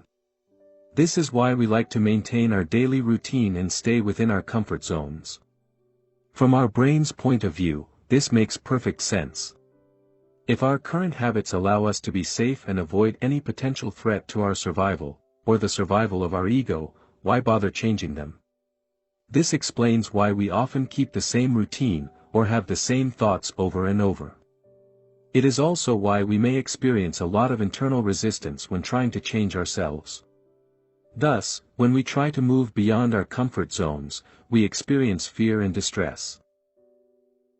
Now, do we want to stay in the same place most of our lives and avoid taking any risks, or do we want to pursue our dreams and see what we are truly capable of becoming? We have to remember, most of our fears are a threat only to our ego, not to our survival. Generally, they aren't physical threats, but imaginary ones. If we play it safe, we risk missing out on life, and we may regret it later. Below are common fears you may experience: fear of rejection. You're afraid of being rejected. This may be physical rejection from a specific group, but it is generally more subtle. For instance, you may be afraid of making a comment people could disapprove of, asking someone out and being turned down, or sharing your work and being criticized for it. Fear of failure. You're afraid of failing. This usually comes from the deepest fear of not being good enough, i.e., you are afraid of being ridiculed and believe that failure will erode your self-esteem. Fear of loss. Human beings have an aversion to loss, which is why we are often more motivated to prevent a loss than to secure a gain. Fear of disturbing. You're afraid of disturbing people. Perhaps due to the belief you're not important enough. As a result, you may feel reluctant to affirm yourself for fear of appearing selfish. Fear of success. You're afraid of success. You may worry you won't be able to sustain it with all the added pressure on your shoulders. How to use fear to grow. The fear of doing something new is often a sign you should go ahead and do it anyway. This indicates a great opportunity for personal growth. Fear, as with any other emotion, only exists in your mind. This is why we often realize what a fool we've been after we've completed something we were initially wary of starting. People who end up reaching their wildest goals often do so because they are willing to leave their comfort zone. Over time, they learn to be comfortable with the uncomfortable. Picture one thing you were once afraid to do, that is now no big deal for you. For instance, I bet you were scared the first time you drove, or on your first day at work. Now, didn't you get used to it? The truth is, people have the formidable ability to learn. The key is to grow accustomed to experiencing discomfort once in a while. By not facing your fears on a regular basis, you will greatly limit your potential for development. Staying inside your comfort zone can also erode your sense of self-esteem as, in the back of your mind, you know you're not doing what you're supposed to do. There is a law in nature: things either grow or die. The same goes for human beings. When humans don't move beyond their comfort zone, they start dying inside. Don't let that happen to you. As Benjamin Franklin said, some people die at 25 and aren't buried until 75. Make sure "some people" doesn't include you. Taking action. The first step to move out of your comfort zone is to realize even the most successful people on earth feel fear. Courage is not the absence of fear, it is taking action despite the fear. Courage is realizing fear is not going to go away and doing what you want to do anyway. Without fear, there is no courage. As you face fear on a regular basis, you cultivate courage and turn it into a habit. You don't need to avoid fear or numb yourself to it before you can take action. Instead, you must accept the fact that fear won't go away and get used to it. Then, you must decide to take action. Exercise. Move out of your comfort zone. To start moving out of your comfort zone, you can ask yourself, what is the one thing I should be doing, but fear has made me procrastinate over? Once you do that one thing, you'll likely experience a sense of pride and of being alive. This is a sign you're on the right track. See it as the reward your brain gives you for moving beyond your comfort zone. Action step. Refer to the exercises in the corresponding section of the workbook, Action 4. How to use your emotions to grow, fear/discomfort. 28. Procrastination. Only put off until tomorrow what you are willing to die having left undone. Pablo Picasso. Procrastination is largely an emotional issue. While there are effective techniques to deal with procrastination, for the most part, learning to manage your emotions properly is the key to overcoming your tendency towards delayed action. Why you procrastinate. There are different reasons why people procrastinate. Below are some of them. The task is boring, the task is seen as unimportant, the task is too challenging, or perceived as such, you're afraid you'll do a poor job, or you are habitually lazy. Imagine if the task was lots of fun, perceived as important, and so easy you couldn't fail, would you procrastinate? I believe fear is the main reason people procrastinate. Afraid they'll do a poor job, people would rather put off a task. While they may convince themselves that the task is not urgent or important, or that they are tired, often, the truth is they are scared. Note that procrastination isn't in itself a sign you are lazy or something is wrong with you. We all procrastinate. However, if you regularly suffer from procrastination, it may indicate you either have self-esteem issues, or you lack self-discipline. How to use procrastination to grow. Procrastination might suggest you believe too much in what your mind is telling you. Instead of being the master of your mind, you've become its slave. This comes at the cost of not living the life you want, not accomplishing your dreams, and experiencing low self-esteem, guilt and unhappiness. Remember, when your mind tells you, you're tired, let's rest, or let's do it tomorrow, it's not an order. You don't have to follow it. You aren't your emotions. Neither are you your mind. No matter what thought may cross your mind, you can choose to either accept it, or ignore it. Now I would like to share a 16-step process to overcome procrastination. Don't worry, it's not as complicated as it might first appear. How to crush procrastination in 16 simple steps. 1. Understand what's hidden behind procrastination. The first step is to understand why you procrastinate. As we've discussed previously, there are specific reasons behind procrastination. Usually, it has to do with fear, and the mind tells you the best way to avoid fear is simply to do nothing. In other words, to procrastinate. Another reason you procrastinate is because the task is difficult. You want to avoid pain as much as possible and maximize pleasure. This is how your brain works. You may also procrastinate because you lack motivation. This happens when the task you work on isn't part of a bigger vision that excites you. If you lack motivation, ask yourself why. Then, consider the following solutions: delegate the task, eliminate the task, reframe the way you perceive the task to make it part of a bigger, and more exciting, vision, restructure the task so that it becomes easier, or just get started. See Step 13. Spend time identifying all the reasons behind your procrastination. Be honest with yourself. 2. Remind yourself of the cost of procrastination. Procrastination is not a minor issue and comes with severe consequences. The direct consequence of procrastination is that you'll achieve far less than you could during your time spent on Earth. The indirect consequence of procrastination is that you may feel bad about yourself. You may blame yourself for not doing what you know you should be doing, which erodes your self-esteem and creates unnecessary worries. Exercise: the cost of procrastination. Now, take a sheet of paper and write down what procrastination costs you. How does it affect your peace of mind? Your self-esteem? Your ability to achieve your dreams? The more you're sick and tired of procrastination, the more likely you will be to actually do something about it. 3. Uncover your story. The third step to overcome procrastination is to identify the story behind it. What are you telling yourself when you feel the urge to procrastinate? What thoughts cross your mind? What excuses do you use?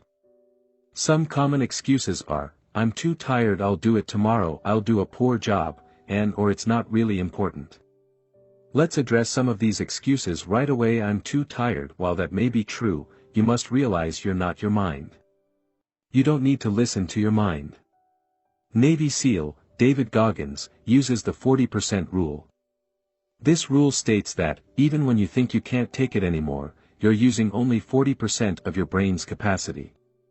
The bottom line is you have great reserves of energy you can tap into when you feel tired. Therefore, working 2 hours on your side business after work isn't going to kill you. I'll do a poor job. If you schedule a task for today, it means you believe you can do it. Thus, the fear of doing a poor job isn't the issue here. After all, if you think you'll do a poor job today, what makes you think you'll do a better job tomorrow? You most likely won't. That's just a story you're telling yourself. I'll do it tomorrow. Doing it tomorrow might not be a big deal. However, if you can't discipline yourself to finish today's tasks, what are the chances you will design your ideal life in the future? Remember, disciplining yourself to complete the task in front of you is, ultimately, what will allow you to create your future life. Time, effort, and self-discipline are required to create anything of value in your life. It's not really important. Even if that is true, not completing a task you scheduled creates an open loop. Then, somewhere in the back of your mind you know that you still have to complete that task. If you keep putting off tasks, you'll soon start losing motivation. At some point, you may even end up feeling stuck without knowing why. Exercise, write down your excuses. Start becoming aware of all the excuses you come up with. Write them down, then, address them one by one. They control you because you let them to. Commit to addressing them. 4. Rewrite your story. Look at your excuses. Are you too tired? Do you lack time? Are you trying to do everything perfectly? Now you've identified your story, create a new, more empowering story to neutralize your old excuses. See the examples below. I don't have time for that. I find and make time for whatever I'm committed to. I'm too tired. I have control over my mind and I have more energy than I imagine. When I schedule a task, I complete it. Then, create affirmations or mantras around your new story. Repeat them to yourself every morning and throughout the day until they become part of your identity. Remember, procrastination is a habit. You want to reprogram your mind and implement a new habit, the habit of working on the tasks you schedule whether you feel like it or not. For more, refer to the section, Conditioning Your Mind. 5. Clarify your why. Procrastination is often due to a lack of motivation. When you're excited about a goal, you don't run away from it, do you? No. You can't wait to work on it. Look at the tasks you regularly procrastinate over. Why is that? How can you make these tasks part of your vision to make you feel more motivated? Can you adjust these tasks? Can you learn something from these tasks? Can you envision yourself feeling proud of yourself as you complete these tasks? The stronger your reason, your why, the easier it will be for you to overcome your tendency to procrastinate. 6. Identify the ways you distract yourself. The next step is to notice all the ways you distract yourself. What are your own ways to procrastinate? Is it going for a walk? Watching videos on YouTube? Drinking coffee? Or perhaps, reading books on how to overcome procrastination? Unless you're aware of all the ways procrastination manifests in your life, you'll have a hard time overcoming it. Exercise, make a list of all the ways you procrastinate. Take a couple of minutes to write down all the way you procrastinate using the free workbook. 7. Stay with the urge. As you feel the urge, stay with the emotion. How do you feel? Allow yourself to feel the emotion. Don't judge yourself. Don't blame yourself. Just accept what is. As you do so, you'll gain more control of your mind. Refer to the chapter on letting go of your emotions for more information. 8. Record everything you do to assess your productivity and gather insights on ways you procrastinate. record everything you do in a notebook. Do it for 1 week. Each time you switch from one activity to another, write it down. Make sure you write how much time you spend on each task. By the end of the week, you'll know how much time you spend doing real work and how much time you spend distracting yourself. Be careful, you might be shocked. 9. Set a clear intent behind everything you do before working on a task. Make sure you know exactly what needs to be done. Ask yourself, what am I trying to accomplish here? What will the end result look like? This way, you'll avoid giving your mind room to create excuses. 10. Prepare your environment. Your mind doesn't like what's difficult. It wants things to be easy. Thus, make sure you remove any friction or obstacle so you can work on your task immediately. For instance, if you want to run, have your running gear ready next to your bed so you can go run right after you wake up, after a full warm-up first, of course. For computer-related tasks, remove all distractions from your desk and make sure you can access all the files you need immediately. 11. Start small. Instead of putting a lot of pressure on yourself, why not start small? Rather than writing 2 pages of your manuscript, maybe you can write 1 paragraph. Rather than exercising for 1 hour, why not start with 5 minutes? Making your task smaller will help you overcome procrastination. Not only that, but it will also allow you to build momentum. So, whenever you have an option, make sure you start small to reduce the pressure. 12. Create quick wins. Facing daunting tasks every day will set you up for failure and kill your motivation. Learn to chunk down your tasks and set small milestones, ones you can achieve easily. This will allow you to form the habit of completing your tasks 100%. Increase your self-esteem as you accumulate quick wins, and reduce the urge you have to procrastinate. Set small goals every day and accomplish them consistently for a few weeks. By doing so, you will increase your self-esteem and be better equipped to complete challenging tasks in the future. Remember, getting things done is a habit, and as with any other habit, it can be practiced and learned. 13. Just get started. Often, when you start working on a task, you'll enter what is called the flow, and things become effortless. In these instances, you become so focused on your task motivation will no longer be an issue. The best way to enter a flow state is by getting started. To make it easier, decide to work on a task for only 5 minutes and see what happens. Remove any pressure or desire to perform well and give yourself permission to do a poor job. You'll often end up working on the task for a lot longer than originally planned. Notice that the more attention your task requires, the more likely you are to enter the flow quickly. In addition, you can use the 5-second rule introduced by Mel Robbins in her book, The 5-Second Rule. This rule states that you only have a 5-second window to take action before your mind talks you out of it. For more on the 5-second rule, refer to the section, Conditioning Your Mind. 14. Create daily habits to support you. If you tend to procrastinate on important tasks, commit to working on them first thing in the morning. For instance, if you want to write a book, start writing every morning. Start small. For instance, set a tiny goal of writing 50 words a day, and do it every morning. As you maintain this schedule, you'll develop a writing habit and make procrastination less likely. 15. Use visualization. You can also use visualization to help you overcome procrastination. Below are 2 specific ways to do so. 1. Visualize yourself doing the task. See yourself turning on the computer, opening the file and writing. Imagine yourself putting on your running shoes and going for a run. This type of visualization has been shown to increase the likelihood you work on the task. Try it out. 2. Visualize yourself having completed the task. How would you feel once the task is done? Liberated? Happy? Proud?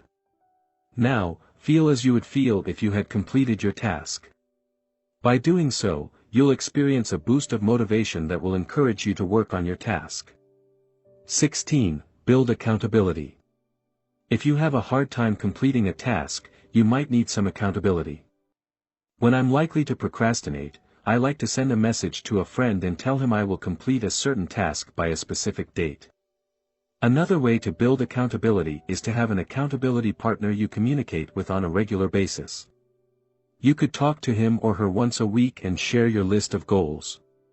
You could look at the important tasks you're likely to put off and set a specific deadline for each one.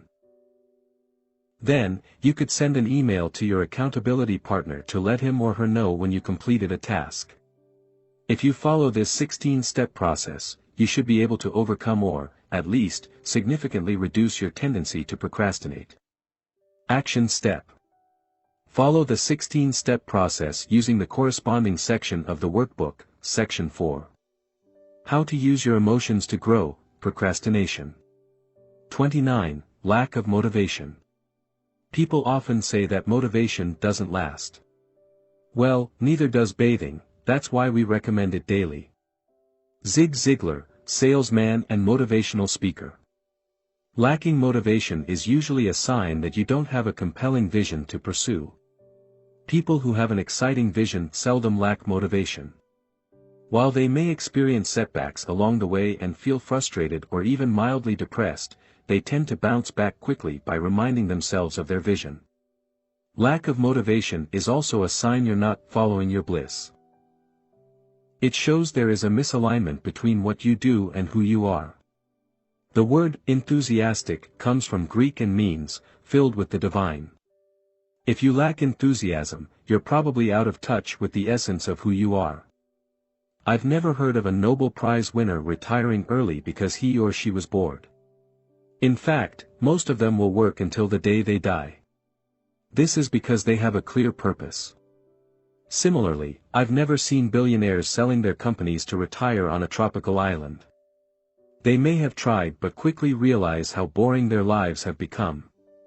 The point is, you don't inherently lack motivation, you're just not doing what you're supposed to do. You haven't stretched yourself enough and haven't created a vision that inspires you.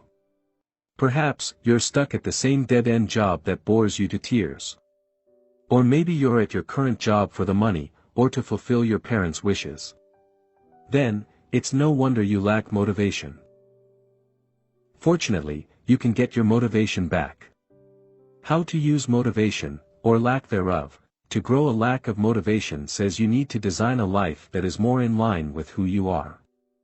It entails having a deep knowledge of your strengths, personality, and preferences, while making sure you leverage them on a day-to-day basis. Knowing your strengths. When you spend most of your day doing things you suck at, how do you feel? Probably, not very motivated. Sadly, many people are stuck in jobs that do not allow them to use their strengths. As a result, they keep struggling, and keep wondering if their fate is to suffer the same way for the next 40 years. I've experienced firsthand the difference between working at a job you suck at, and working on something you love and feel good at. I can attest that the level of motivation and energy you have when you do what feels right to you can be extraordinary. Have you noticed you tend to like the things you're good at? You may not necessarily enjoy the task in itself, but receiving positive feedback gives you a sense of pride and make you feel good about yourself. Now, if you were constantly reminded what a poor job you're doing, would you still love that same task? The point is, there are things you are good at as well as things you enjoy doing.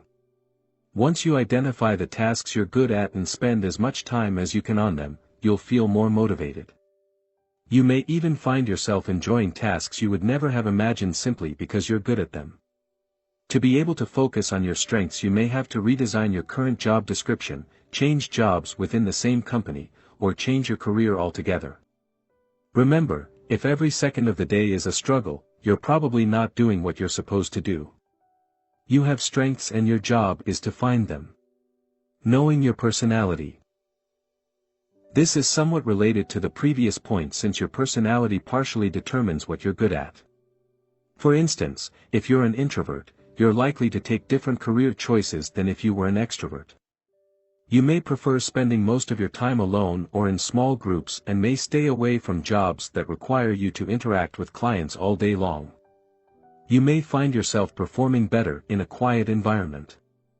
Your core values will also affect your level of motivation.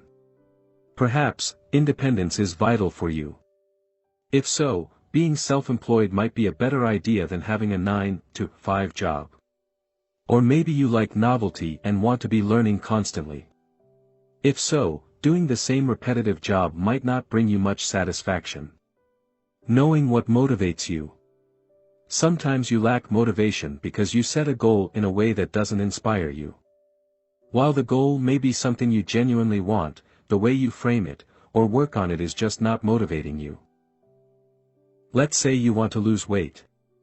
If none of the reasons behind your goal touch you at an emotional level, you won't feel motivated, and will have a hard time achieving your goal. Thus, your job is to find out what losing weight will do for you. Ask yourself why you want to lose weight. Keep asking yourself why until you find something that resonates with you at an emotional level. Remember, you seldom want to lose weight because it's the right thing to do. You want to lose weight because it will make you feel a certain way. This is the meaning you give to losing weight, and you must get it right if you want to succeed. Now, you can also ask yourself why you don't want to lose weight. It may help you uncover the reasons why you're struggling losing weight. If you overeat because it makes you feel good, you need to ask why is that? Is it a habit? Is it because you're stressed? Is it because of your environment? Is it a way to escape from something? Knowing why you're doing something is important. Once you have a strong why, who knows what you can accomplish? Motivation comes and goes. Here, it is worth mentioning you don't need to be motivated all the time. Motivation comes and goes. There is no need to beat yourself up when you feel uninspired. To help you take action when you lack motivation, it is important to have a system that allows you to stay on track with your goals. Build the self-discipline needed to do things and you don't feel like it, and have self-compassion and love yourself instead of blaming yourself for everything that goes wrong in your life. Putting a system in place means having a daily routine that allows you to move toward your goal. For instance, it could be working on a task for a certain amount of time first thing in the morning. Sticking to that ritual every day is one way to build self-discipline. Another way is to set small goals every day and achieve them consistently. Having self-compassion means encouraging yourself instead of beating yourself up. To learn more about how to create a morning ritual, you can refer to my book, Wake Up Call: How to Take Control of Your Morning and Transform Your Life. Feeling stuck. Sometimes, you feel stuck. You're not motivated to do anything, or you feel overwhelmed and don't necessarily know why. This often results from either having too many open loops in your life, or from procrastinating on a major task. Let's see what you can do to unstick yourself. A simple 3-step process to unstuck yourself whenever you feel stuck. Try the following 3-step process. 1. Make a list of all the tasks that need to be done. 2. Identify one task you've been putting off. 3. Complete that task. There is often one specific task you've been putting off for a while. While this may not necessarily be a difficult task, once you commit and finally complete it, you feel so good you may end up completing many more tasks. As a result, you will start building momentum and allow yourself to get unstuck. If you cannot work on that one specific task, start with a less daunting one. This will also help you build momentum. Closing open loops. If you've been putting off too many tasks or have too many unfinished projects, you can do the following. 1. Make a list of all the tasks or project you want to complete. 2. Set aside a specific time to complete them. Perhaps, just a few hours could allow you to finish many of these tasks. Or maybe you need longer. If so, take more time. 3. For bigger projects, in the next few days or weeks, focus on only one project until it is complete. 4. Reschedule, delegate or abandon some of your projects. To learn how to get your motivation back, you can refer to the second book in the Mastery series, Master Your Motivation. Action Step. Refer to the exercises in the corresponding section of the workbook.